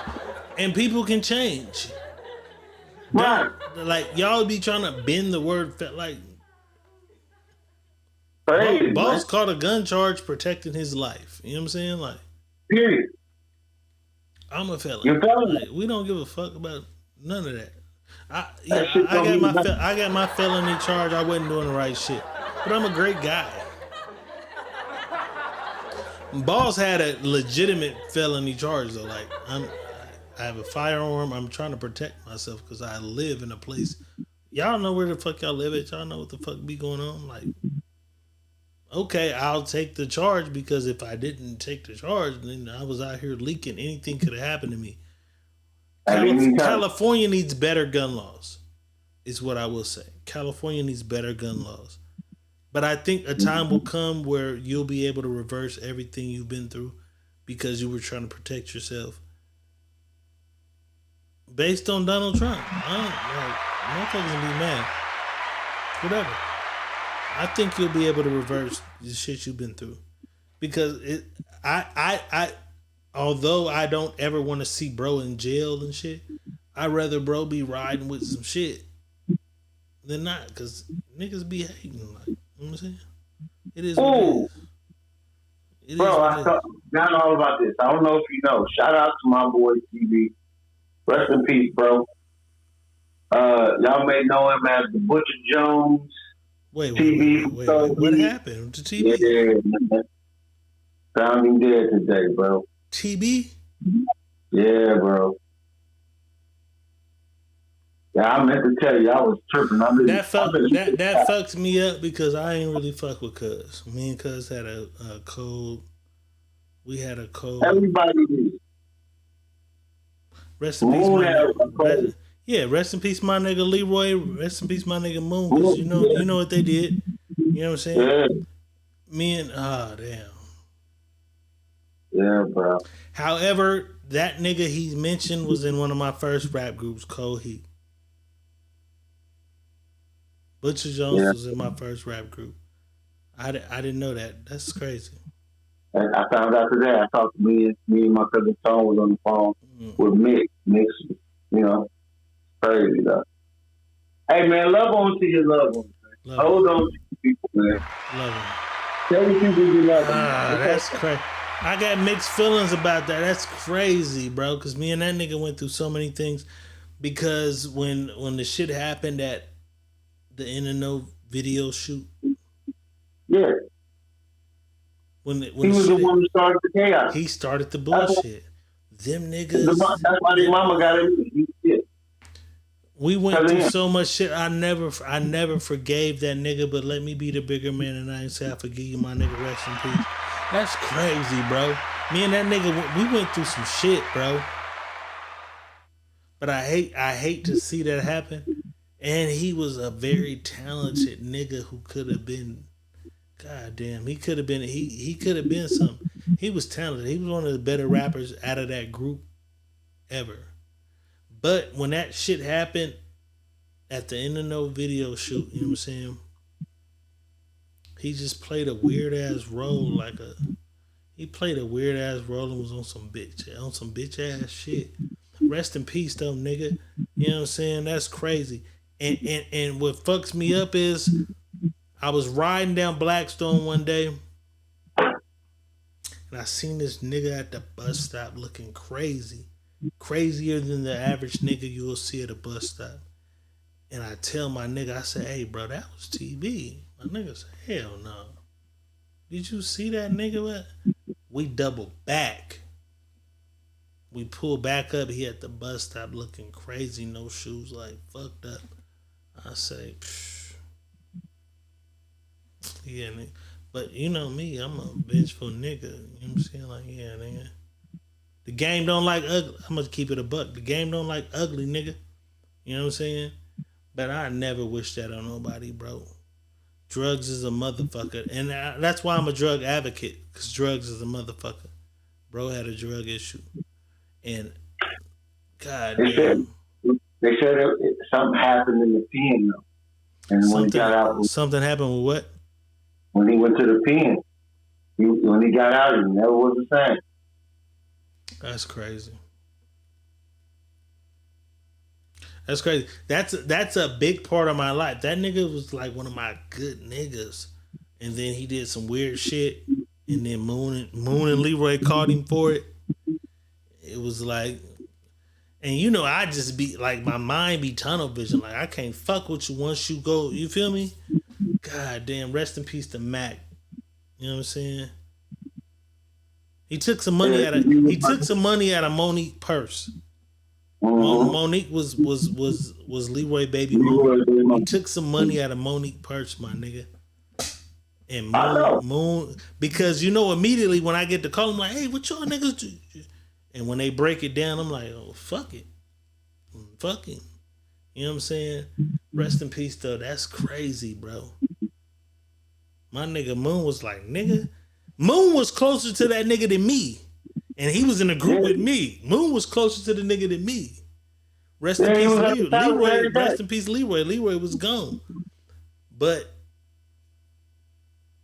Moon was closer to Leroy and that nigga than me. Them niggas came to me late. Like, god damn, that's crazy, bro. Rest in peace, my nigga. I'm gonna tap in with Mix tomorrow. Cause I had a grudge. I'll never deny the grudge I had though. You know what I'm saying? Like, I had a grudge though, like nigga. Because that shit made my life a living hell because like I'm a good nigga and then Boss is a good nigga. Like we didn't mean no harm or try to do no weird shit, but he was pushing a line like we was trying to do some weird shit. You know what I'm saying? With that whole shit, bro. That's crazy. Rest in peace. Check your kids' backpacks. Check your kids' belongings. Drugs is a motherfucker though. God damn, boss, you fucked me up with that. You fucked me up with that. Is you ready? Let's do some Dr. Real. We gotta get you some Dr. Real. That fucked me up. Is you ready though? Man, let's do it. Let's do it. God damn. That was crazy right there. That was crazy. Getting old is a crazy thing, you know what I'm saying? But let's do it. You know what I'm talking about? You having trouble in your life. I can help you with that. You need a new wife. Let me show you how to get one. It's time to ask Dr. Red. Yeah, let's do it. You having problems with your man? Don't even worry about that. Bitch, you need a new plan. I got one for you too. It's time now. And Dr. Real.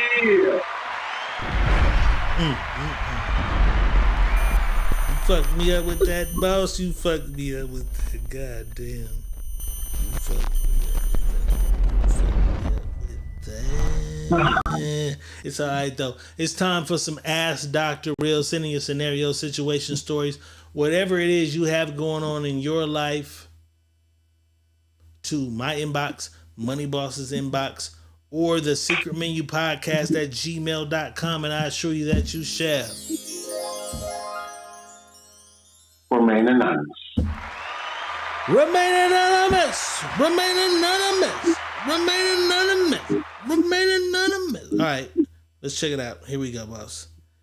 This young lady says, okay, I'm not even sure of how to begin or word this at all without being identified by people I know. Okay. I'm not even sure of how to begin or word this without being identified by people I know. So let's just say I've been with my man for many years. I have a desire to work in a particular field which he is very aware of.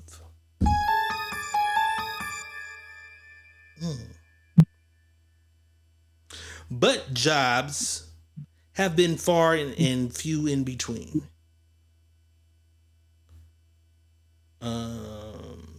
I constantly keep applying and applying.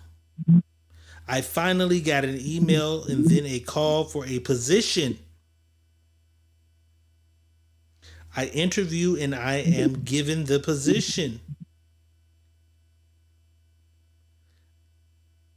The thing is, my schedule would pretty much be the complete opposite of my man.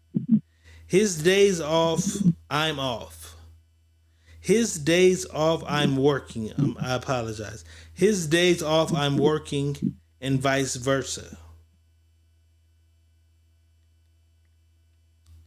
When I tell him about it, he laughs and says, damn, well, something else will come. As if he automatically knew I wasn't taking the job, I asked, would it be so bad if I took, let's say, 6 months? And then tried to request different hours. He said it wouldn't work. And that the job was hiring for hours they needed and were not going to compromise anytime soon for me. I really want to break into this field, but we have no problems. So I don't want to be the one who created one. Should I wait until something that fits our life comes up, or do I go against the grain and jump out on faith? There it is. Please help me. God damn. All right. So pretty much I cracked my phone. So that's why it was a hard time reading. So pretty much this young lady is with her man for a long time. She doesn't want to give too much information up because she doesn't want us to realize who she is if you live where she lives. However, let me break it down. She's been trying to get a job in a certain field for a very long time. She applies. She finally gets an email and a call saying, hey, come in, interview for this job. She interviews for the job. She gets the job. However, when she gets the job, the schedule and her man's schedule are polar opposites. So when he's off work, she's working. When he's working, she's working. They have no time together. She mentions the job to him and says, hey, they called me for this job, but they said, he said, oh, baby, hold on. Something new will come along. She kind of took that in a weird way because she was like, nigga, you didn't observe that maybe I should take this and deal with it. What if I took this job for 6 months and then tried? What if I took it for 6 months and then tried to change my schedule? He says, hey, they hired you because they needed somebody to fill that slot. They're not going to change that for you. We got some family-oriented shit going on. That's a job you can't take. She's wondering, should she roll with what her man told her, or should she step out on faith, take the job, and hope that she can change her schedule and save her relationship 6 months later, Money Boss? It's about that motherfucking time. This goddamn is crazy. It's time to ask Dr. Red.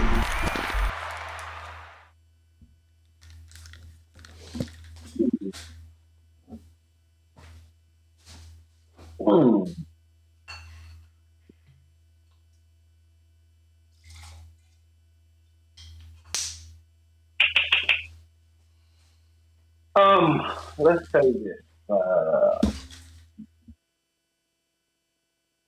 How important is this relationship to you? And do you see this as your lifetime partner?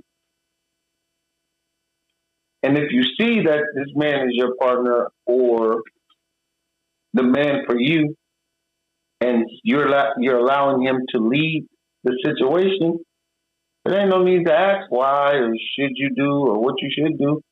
You should be following the situation that's leading the situation. But if you don't see that, and you see, yeah, he's a good man, but I want to do what makes me happy, then apply yourself and go be happy. Sometimes people are there for the moment, right? And sometimes they're not there forever. And maybe that was the time that you needed with him. You needed that time. But now it's time to step away. Sometimes it's just time to step away. The relationship don't mean that you can't move forward. You know what I'm saying? Just because the relationship is good, you don't have no problems, no nothing, you already questioning. If you have to question something about what you're trying to do in life, there's a problem. There's a problem with it. And if you feel like he's not hearing you out and he's already giving you the answers to what you need or what you guys need together, and you're questioning it about should you or shouldn't you, then there's a problem. You have the problem. So what you got to do is really figure out if this is something you are really about with this man, and you're allowing this man to lead and say, hey, this is going to affect us and what we got going on, and we can find something later on down the road, and you know, you can get that job because if you ain't got the job now, there ain't no insecurities about what's going on in the household. So that must mean he's providing. So if he's providing, then chill and get you another job in the same field that works with y'all time. You know what I mean? But I'm not going to tell you not to go out and do what's best for you that you feel is best for you. And that's going to be a situation that you're going to have to really figure out and dig down soul search for yourself to figure out. Because I'm not going to tell you, Dr. Real is not here to tell you you should do this because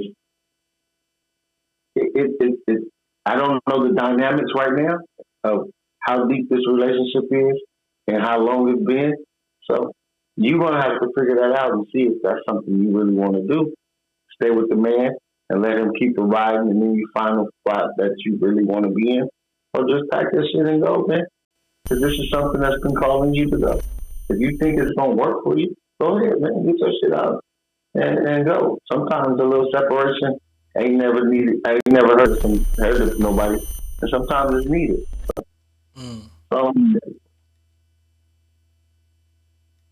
Should she have a conversation with him to see if he's willing to? Like 6 months is a long time. If we already got tedious work schedules, we already don't spend enough time together.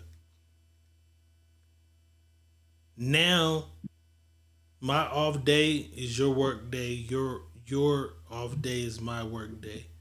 It's crazy. Meaning, he got wants, he got needs. You can't justify his wants and his needs. He can't do that for you. But you've been wanting to get in that. You've been wanting to get into that workspace.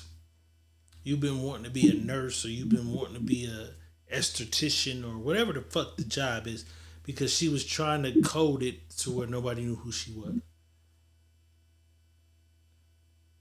Do you have the conversation with him to say, "Hey, babe, we really need this.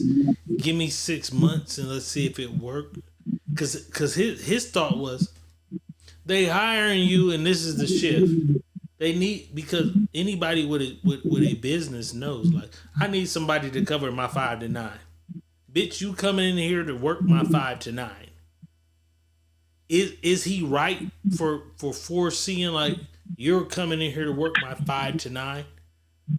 Or should she talk to him and say, let me do it for 6 months and maybe I can change that 5 to 9 to a 6 to 3 or whatever the fuck the hours are? I mean, I think she should try it. If she wants that, why not try it? And talking to him about it I could see they had a conversation already. So, I mean, how many more conversations you going to have with him about he's already adamant about telling you no? If he's adamant and telling you no, that's not going to work, then what more conversations do you need to have? You know, he's already adamant that no, that's not going to work for us. Even if you go try to change it, it's not going to work because it's already set in stone of what we got going on. You know what I'm saying? So I'm not going to tell her to go talk to him again about it. I'm going to tell her to think about her own situation about, is this something you really want?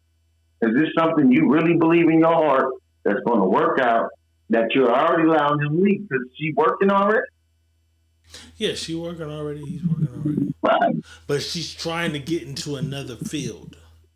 Yeah, well, you know, you're going to have to catch that when it's time, when another time presents itself. Sometimes timing is everything. You know what I'm saying? You can't always jump on it because it came right then. Sometimes you might have to miss that. You know what I mean? Sometimes it's better to miss something and catch it when it comes back around. You know what I'm saying? You might not have been in position for it then. And that's what I'm saying. Right now, she ain't in position for it if they got a situation that they already trying to build. Right. Period. Because you like your man more than you like this opportunity. And that's a big shift. Like, okay, bitch, go 6 months without seeing you. I'm gonna see somebody. And I hate to Somebody do gonna that. see. Yeah, I hate And to I'ma do see that somebody. because every nigga ain't like that. So I hate to do that. But there are the particular cases I see on Facebook or Instagram where people are like, you weren't doing your woman duties. I don't know how that worked. Like, do you believe in that, boss? Like, woman duties. Like, okay, so you were unavailable. You were unavailable for 3 months. I'm off. You're working. You're off. I'm working. Bitch, I got some head. Is that a real thing? Because I see those scenarios, but this is one of those scenarios. This is a real life scenario of this because he's trying to stop her in advance. Because if he said, "Okay, don't do that, bitch," and then she do it, excuse my language, but he say, "Don't do that because when you're off, I'm working, and when I'm off, you're working. Don't do that. We don't need that. Find another job." But she says, "Hey, you know what? I'm out here. I need to get in that field. I'm gonna do it. I'm gonna do it." And she does it. He's like, "All right, you gonna do it." But now I don't see my woman. I don't have any free time or whatever with my woman for 6 months. If he gets some head or some pussy from somewhere, he's a dirty dog, right? He's a dirty dog because he went in, you know what I'm saying? But I warned you. I technically told you don't do that. I technically told you don't do that. But if you take the job, does that open a window for me to be a dirty dog? In your eyes, it ain't dirty dog, but it is a dirty dog. But I'm saying that's pretty much what he's saying. Like we won't have time together. I'm not gonna say that because that's like the Walmart deal. You know what I'm saying? That's the same thing as the Walmart deal. It don't matter if you're here or not. Bitch, you're gonna do what I'll do anyway. You know what I mean? I can do it with you being here and not being here. So I don't think it opens the door, but I think it does leave curiosity to a person when their significant other isn't around and for that long. Yeah, I believe that.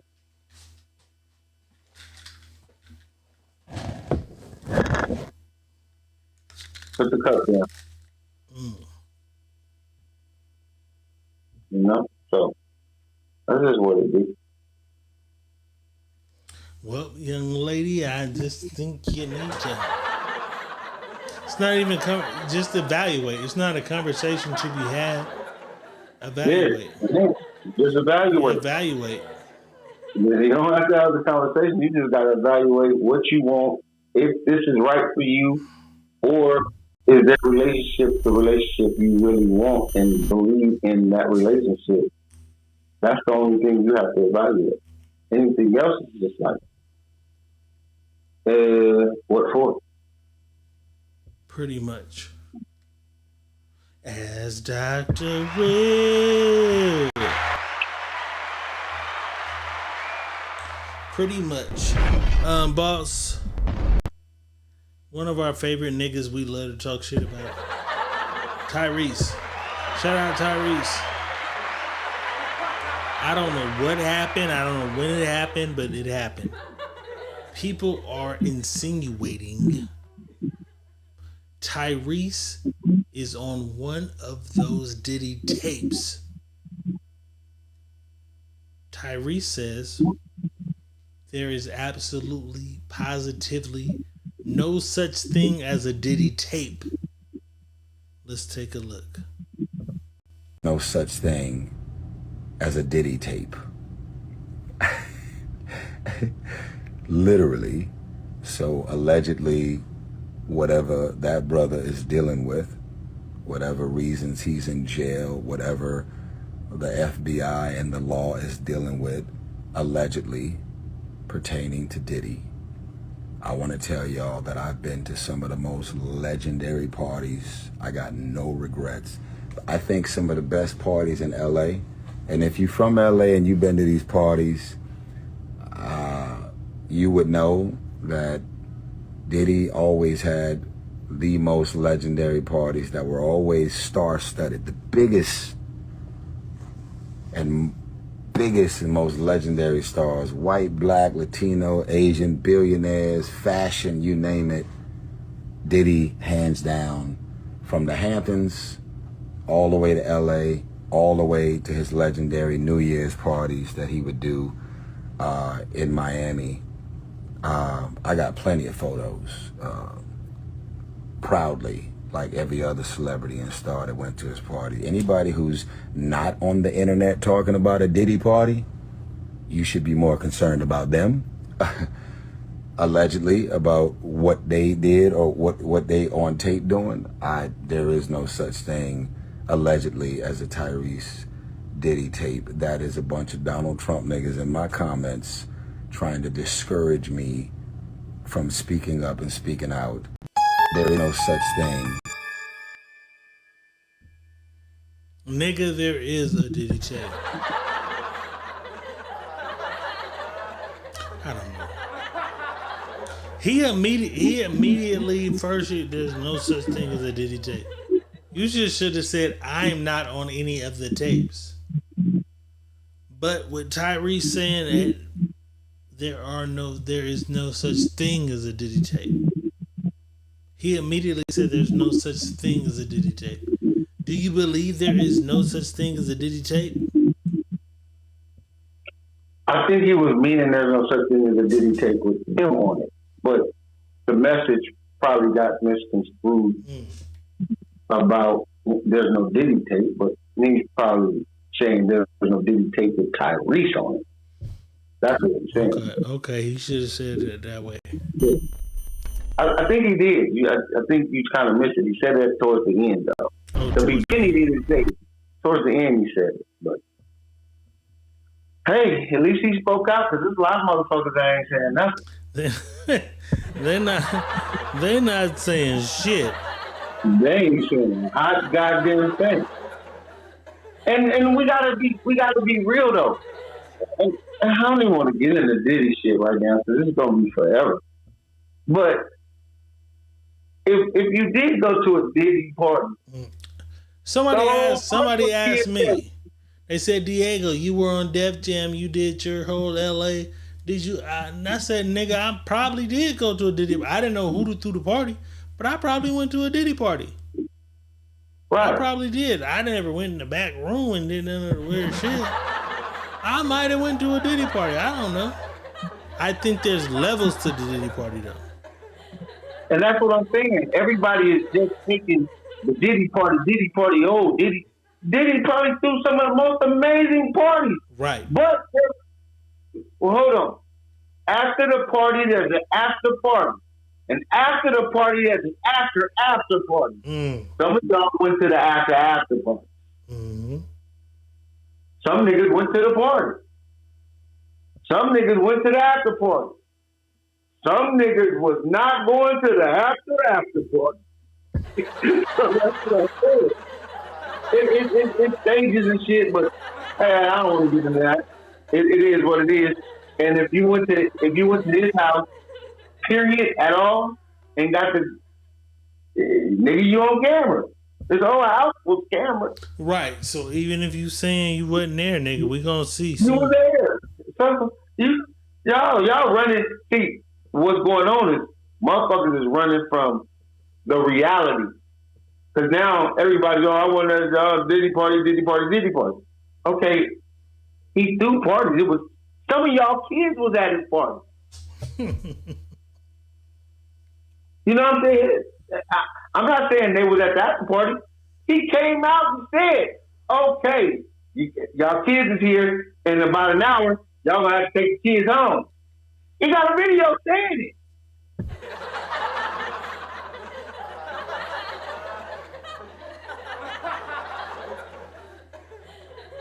So I don't know. I don't know. I just think they blew this out of proportion. This whole He started it with "There's no such thing as a Diddy tape." Like nigga, there's Diddy tapes, nigga. But I think it was about him, though, and he started it. No, he started it all. So if you're saying you're not on a tape, cool. Yeah. If you're saying there's no Diddy tapes, you're wrong. That's not true. We know for a fact there's Diddy tapes, and we'll find out. But somebody put something in my mind that fucked me up though. Because we watched the Young Thug trial and they said, we're not going to see Diddy's trial the same way. They said when it's federal, they don't allow the cameras in there. So we won't be able to see the Diddy trial the way we saw Young Thug trial. Is that true? Is that true? I can't, because everybody's federal shit is different. Like, was OJ not federal though? We saw OJ trial. I don't know if OJ was federal. I think he is a state. But I'm just saying, because that's what fucked me up. They was like, "Oh, it don't matter, nigga." Because somebody told me they was like, "You're not gonna see Diddy trial how you saw Thug trial. You're not gonna see Diddy trial how you saw OJ trial." And I'm like, OJ trial. What's the difference? It was like, oh no, that's not fair. That's not. But I'm talking to a person, so I'm like, oh, so they don't allow cameras. She was like, yeah, they don't. It is a woman. She was like, they don't allow cameras in there for the federal shit. You ain't have no cameras in there. So fuck Thug, fuck Young Thug, because we saw that. I said OJ. Was OJ not state? It was a state murder case. That's it. So we won't get to see in Diddy trial, which is like a win for Diddy. We won't get to see in there. That's crazy. We won't get to see in there then. So Diddy trial, we won't get to see like we've seen everybody else. Who knows though? Who knows? Because we don't know what the law is in New York or wherever he's been tried. California, because I don't know where that nigga got so much shit. I don't know if it's California or. I think it's New York. That's why he's in New York. I think that's who picked the case up was New York. You know what I mean? So I think that's where he's going to go to court at in New York.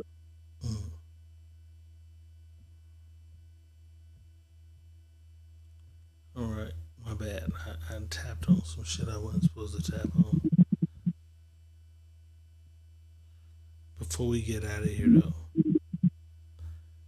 we gotta tap into this. This is crazy. Every single day we lose people we love to gang violence, gun violence. I don't know who this nigga is or I don't know who he is. But he went to interview some thug niggas in the street. It fucked me up. The analysis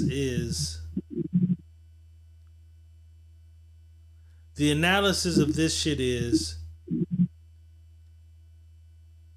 I'm 29 years old right now, and I will kill one of you niggas about this set. But when I'm 39, and 10 years later,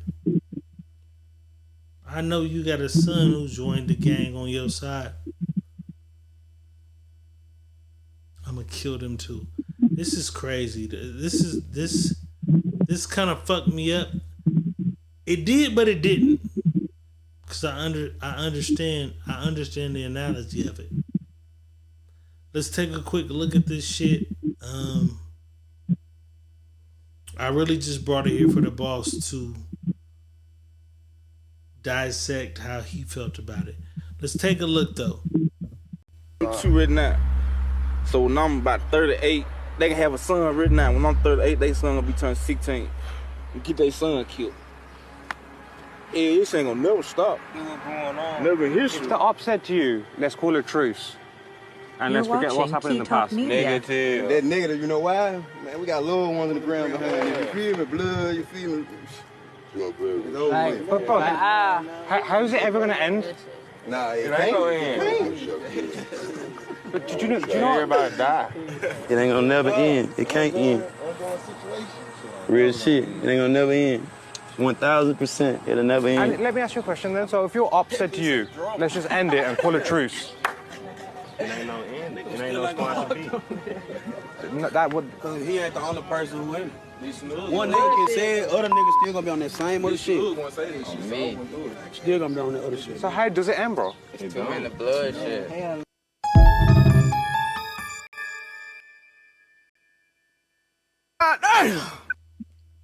That's the space we living in. I don't think niggas from where we from think that far ahead to where it's like, yeah, nigga, when a nigga's son get, but that's kind of the rationale though. Like, yeah, if I'm 29 now and I'm 39 and that nigga got a son who's 16, we gonna kill him. But just looking at that video, what do you take from it?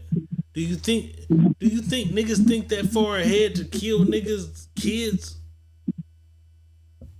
You know, I think motherfuckers get a camera put in their face and they say anything. That's what. Because I'm gonna say this. Not all me. When you're a young boy, you think of shit. And as you think of this shit, as you start growing over in this teenage years, some of the shit that you thought about, you're like, let me see if I go. And then when you go do it, then you're kind of immune to it when you're in your teens, and you carry that to your 20s, carry that to your late 20s, maybe early 30s, and then your mind starts changing. And your thought process starts changing as you grow. That shit sound crazy to me right now. When you start growing, because it comes with life, that comment, when you look back at it, you're going to say to yourself, now that was me. That's crazy. Your sound crazy to me. That was ignorant. I don't know. We almost heard this or no. That was ignorant, right? I said that when I look back at it. In the comments, let me know, can y'all hear him clearly? Because I can't hear him clearly. You can't hear me? Yeah, you talking, but it sounds crazy. Can you hear me now? Yeah, I hear you good right now. Okay. So, I don't think that they mean it. I think you put a camera in a person's face and they say anything. Anything can be said. You know what I mean?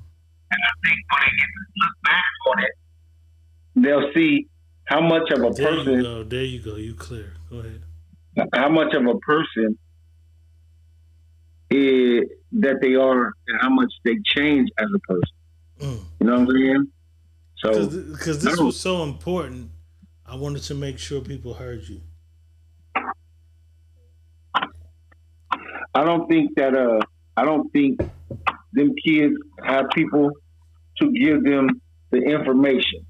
So they're going on the information that they have from where they're from. You know what I'm saying? And so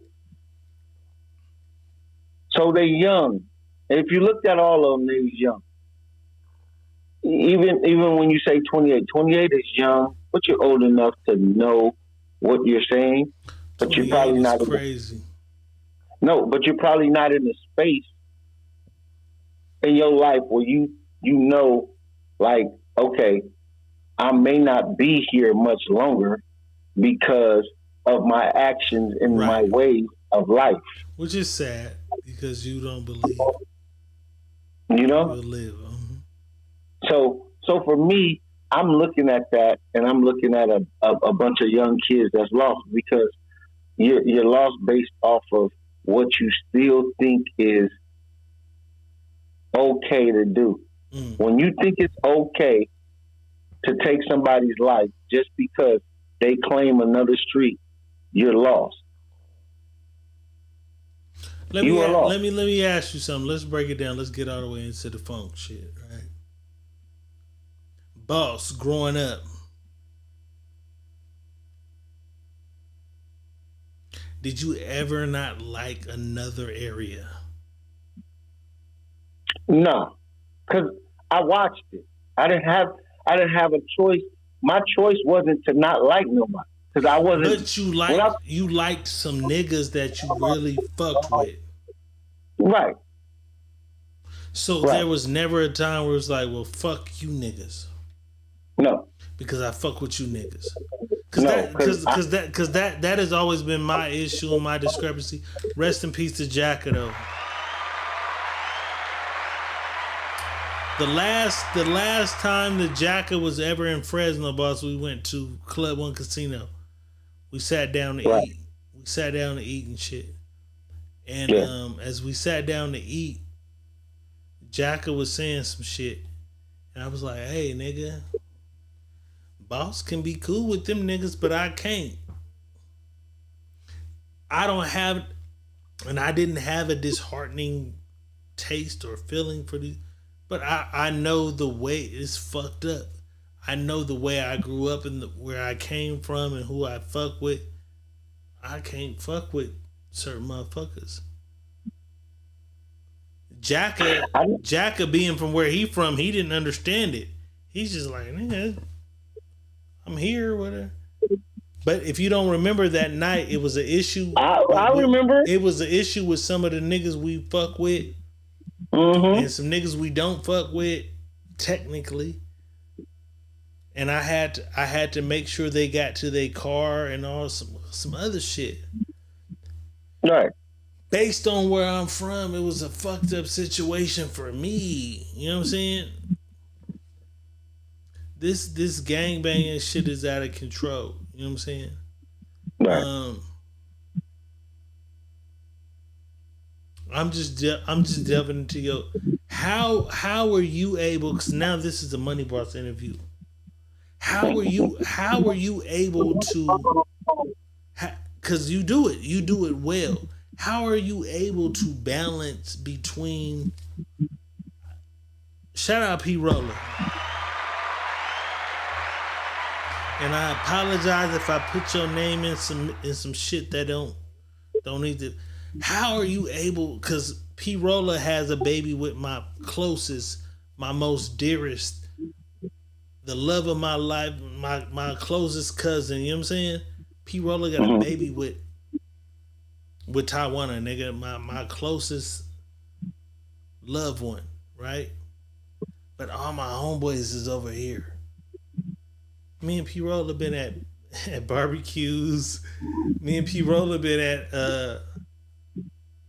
the baby birthday parties and shit. You know what I'm saying?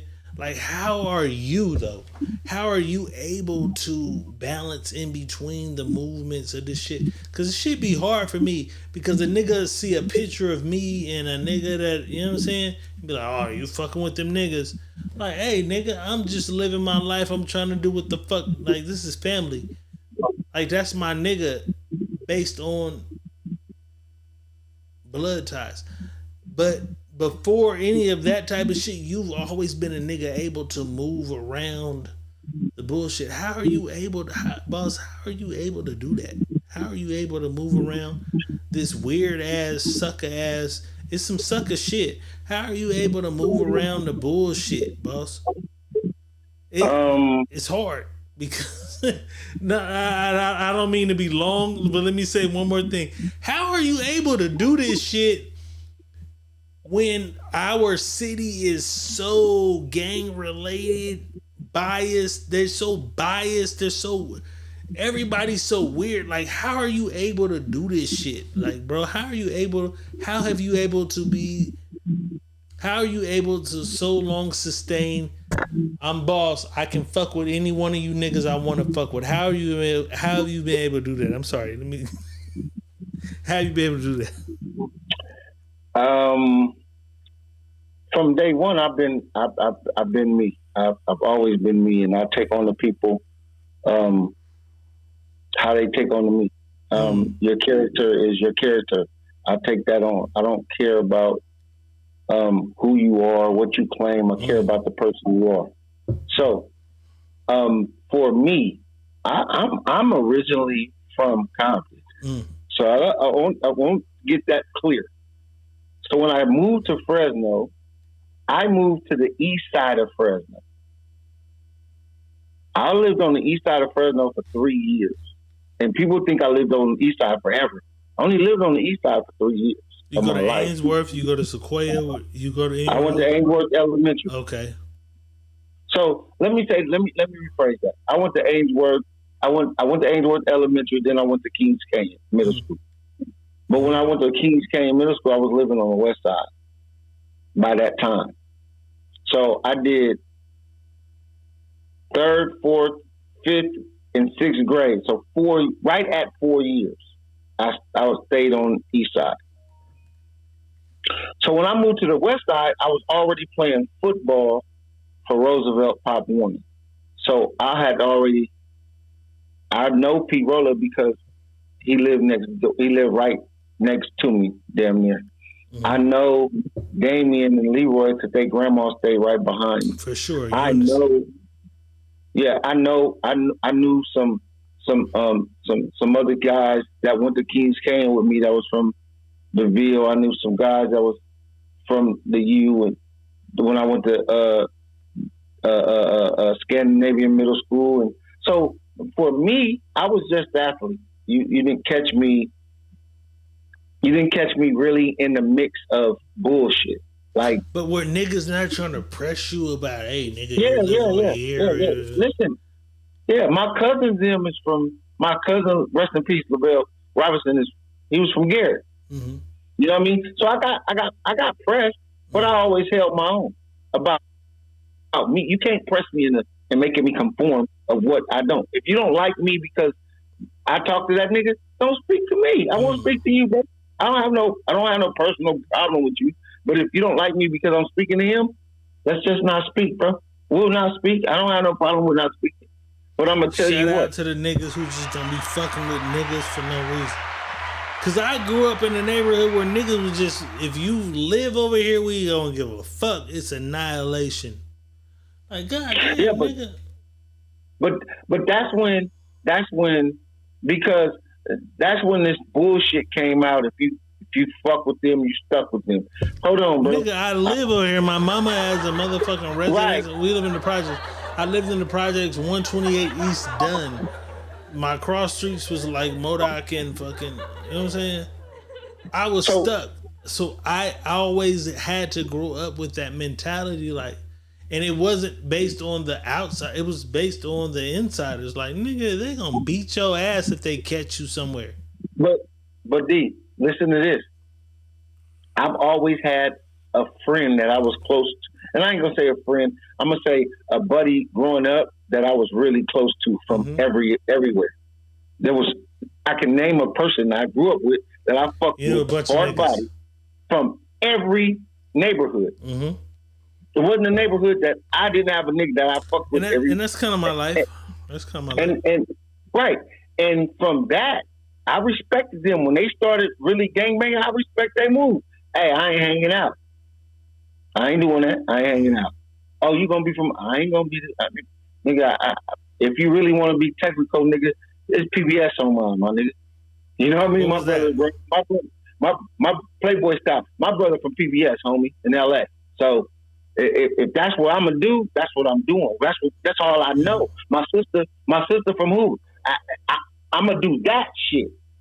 I ain't doing none of that shit though, bro. I'm not. It is what it is. And then when I did get caught up in it, it was some 6 dude Diamond Crip shit with me. But I was never claiming nobody's neighborhood. I got that shit in my skin, and I don't regret many things, but I got that diamond shit on my skin, nigga. Yeah, so but I felt like I needed to do that when I did that. But for me, it was never. I got pressed so many times by, and it's always some niggas that don't know who you are. You know what I mean? They don't know you, so they'll press you. Oh, I seen you over there. I seen you over there. I said, bro, I tell people, you'll see me anywhere because I don't hold no grudges with nobody. I'm not fucking with nobody. I ain't did nothing to nobody. I don't owe nobody no money. Ain't nobody took no money from me. Ain't nobody shot at me. I ain't shot at nobody. So there's no personal beef. I don't know you, my nigga. You want to involve me in some shit. Go be mad at the niggas that you know you mad at. Don't be coming being mad at me, and I don't even know who you are. Shout out Nunu. You're assuming something. Shout out Nunu. My little brother. Hey, no. A nigga tried to kill me one night. And Nunu was like, hey, no. This nigga cool. Nunu hate when I tell the story though. And I'm on record saying Nunu hate when I tell the story because I don't know what they look like. But Nunu was like, hey, no, nigga, hold on, nigga. Nunu saved my life one night, nigga. It was a New Year's Eve, nigga. A nigga bounced out and put a blower on my face. It was like, nigga, you be... And Nunu was like, oh, no, that nigga cool, though, bro. Chill out. But it's just based on these neighborhoods and where we come from. Nigga, we can't help where our mamas and daddies or wherever dropped us off at. It fucked me up. It made me a different type of nigga, and I did different type of shit based on that. Yeah, I was. You were able to navigate it. You always because I was always taught you got to be a man on your own. So nigga, when you see me, you gonna see me by yourself one day, and I'm not a tough guy, but bitch, I rumble like a motherfucker. I'm gonna beat your ass. I rumble hard as a Boss is motherfucker. gonna beat your ass. And I'm gonna catch you, and you're gonna be by yourself, and it's gonna be a problem. You know what I'm saying? And I'm not on that, so that's why I tell people, don't get mad at me because you see me with somebody. Because just like you said with Nunu, I was with some people from somewhere else, and Nunu was in a function. I don't know he getting a function. That's my little brother, though. Joyce is my second mom. So I don't know he in a function. Shout out Joyce. I don't know he in a function, but I see a crowd and they huddling up. Niggas I went to club with, they huddling up and shit and surrounding the nigga. And I'm like, let me go see what's going on, because I don't like going out in this bullshit, you know. So I go out, I go to the circle, and I see it's this nigga Nunu in the middle of the circle. I'm like, Hello, motherfucker. Hell no. So I grab him, and he ain't just easy nigga to grab, because he gonna stand his ground and talk his shit. And I'm like, hey, check this out. Come on, my nigga. I look at them. I say, hey, man, I'm walking them out the door. Straight up, man. Y'all got an issue with me. Deal with me tomorrow. One thing about Nunu, though, I'm gonna say this. Moon fucked with a lot of niggas from the other side. Moon is my nigga. Moon got early roots in the same roots you have, right? Mm-hmm. Nigga, Nunu did not say I'm not. Nigga, Nunu was right there, nigga. I don't give a fuck how many niggas is from this shit that y'all don't. You know what I'm saying? Nunu right there. And I was observant, and I'm watching and make sure nothing weird happened with Nunu. Well, first of all, wouldn't nothing ever happen? That's my little brother. No, for sure. First of all, that's my little brother. But And second of all, it only takes 2.2 seconds for a weird ass nigga to be weird. You know what I'm saying? Right. It only takes 2 seconds for a weird ass nigga to be weird. But a lot of niggas will be like, I'm not even going because niggas, You know what I'm saying? A lot of niggas would be like, I'm not going because niggas, Nunu was right there, nigga. When Moon passed, Nunu was right there. He didn't give a fuck who was there, what niggas was there. Nunu didn't give a fuck. Nunu was right there. Nigga, he grew up in the pink one with us. Nigga, straight up. Them served sandwiches, he was there with us. And that's why I love my nigga. He was there? No, I love my nigga. He saved my life on another night. But he was at Moon shit like, oh, bro, chill out. Like, he was a pallbearer. Nigga, he was right there like, nigga, I don't give a fuck what you niggas talking about. I don't give a fuck. But in the whole midst of the shit, you've always been able to move around that shit. Like, I ran into my fair share of, oh nigga, you from over here, bro. It's been some shit. Moon and Earn. I'll leave it there. It's been some weird. It's been a bunch of weird ass shit like with the homies. You know what I'm saying? It's been weird ass shit. You've always been able to maneuver around that shit. You know what I'm saying? Because people know listen, when you really stand up dude, like for real, when you really a stand up dude. And that's why I honor you, my nigga. You an honorable nigga. And I never been one. I had a big brother that was a monster, and I only had him for 18 years. Mm-hmm. And so for my life, I only had him 11 years of my life.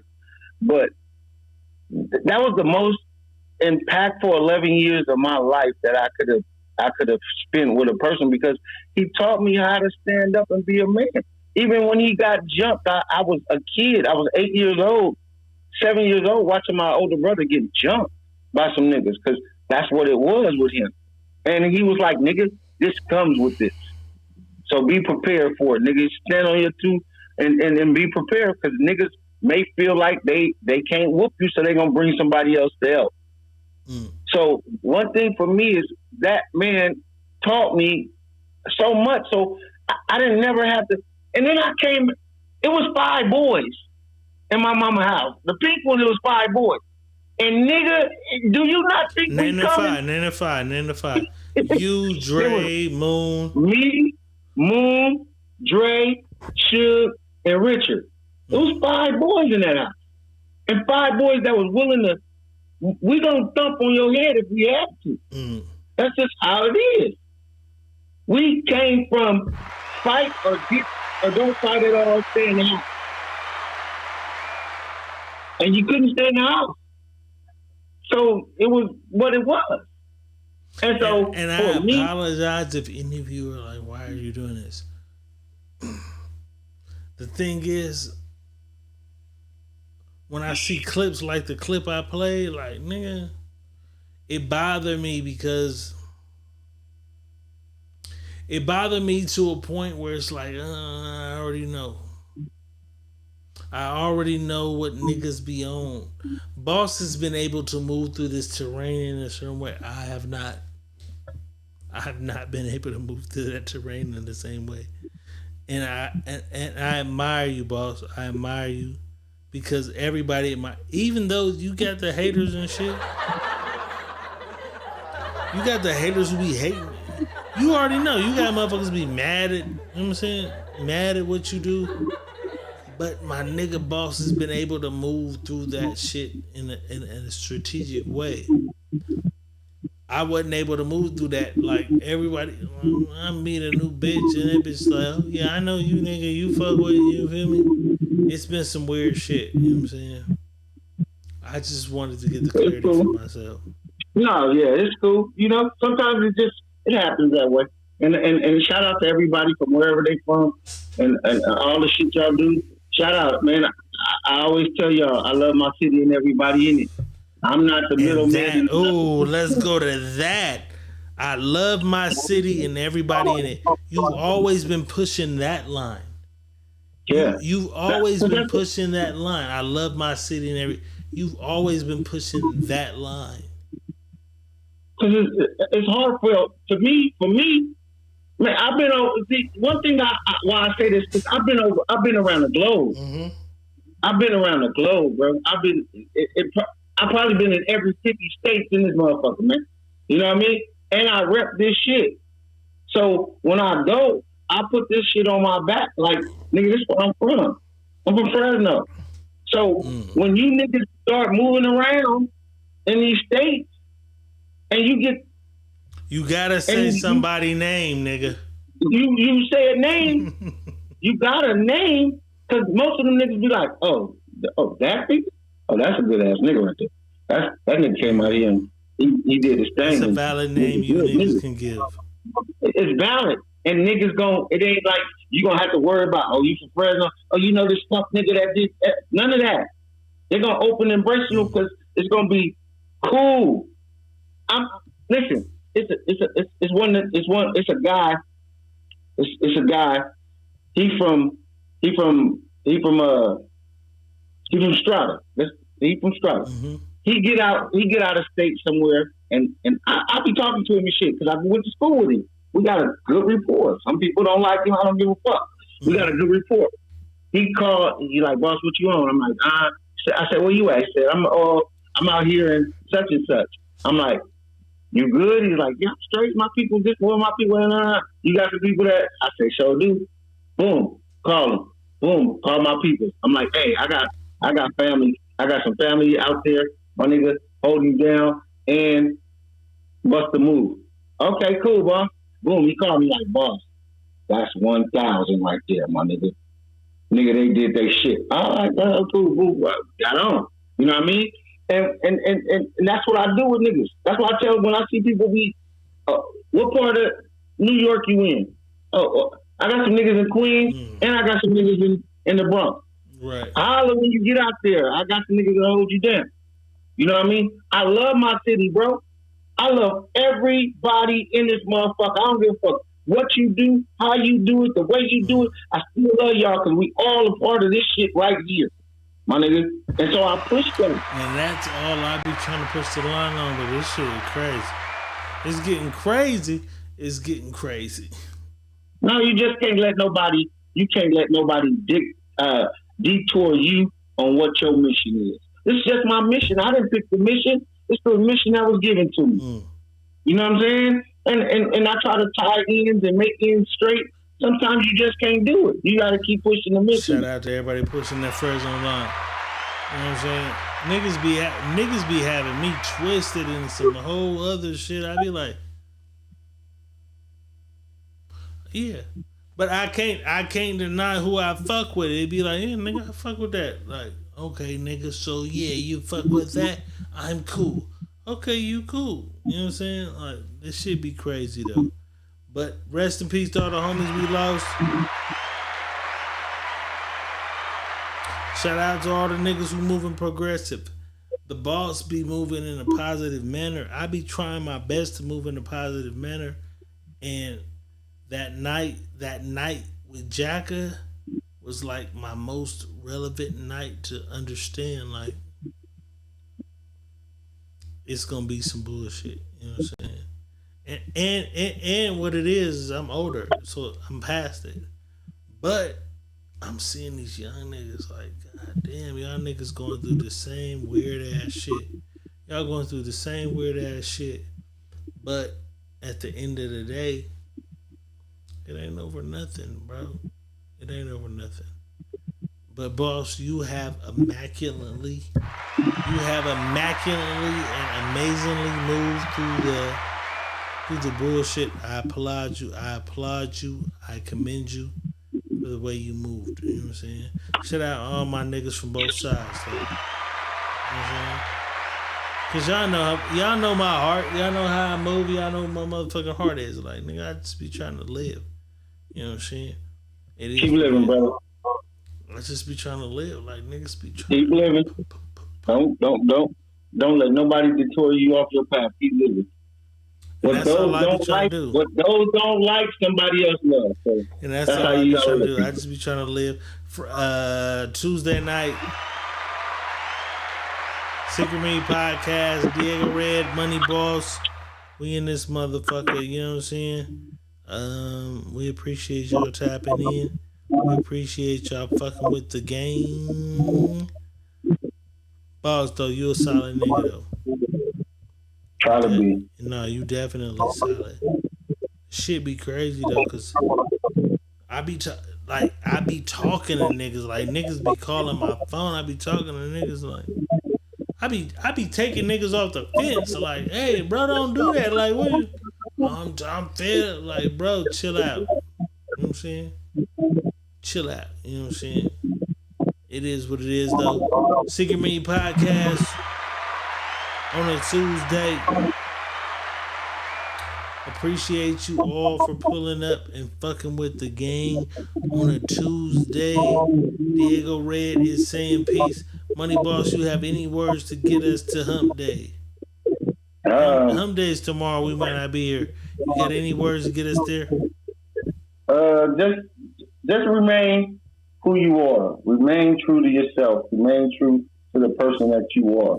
And once you do that, let everything else be what it is. It's certain things that's out of your hand that you have no control of. Don't try to control it. Control what you can control. Stay on your path and your course of what you can control. And after that, let the ball bounce where it bounces. Let the marbles fall in the hole supposed to fall in. And everything else gonna be all right. You feel Secret Me Podcast on a Tuesday. Diego Red, Money Boss. We appreciate y'all tapping in. We appreciate y'all fucking with the gang. Diego Red is saying peace. Money Boss is saying peace. And we out of here. You know what I'm talking about? Tap in. Friday night, it's the motherfucking Sneaky Link.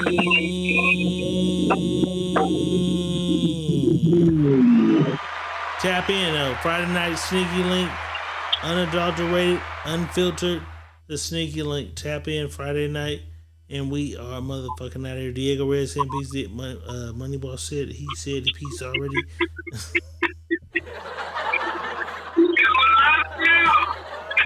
Money Boss said peace. Money Boss has said peace already. We out of here.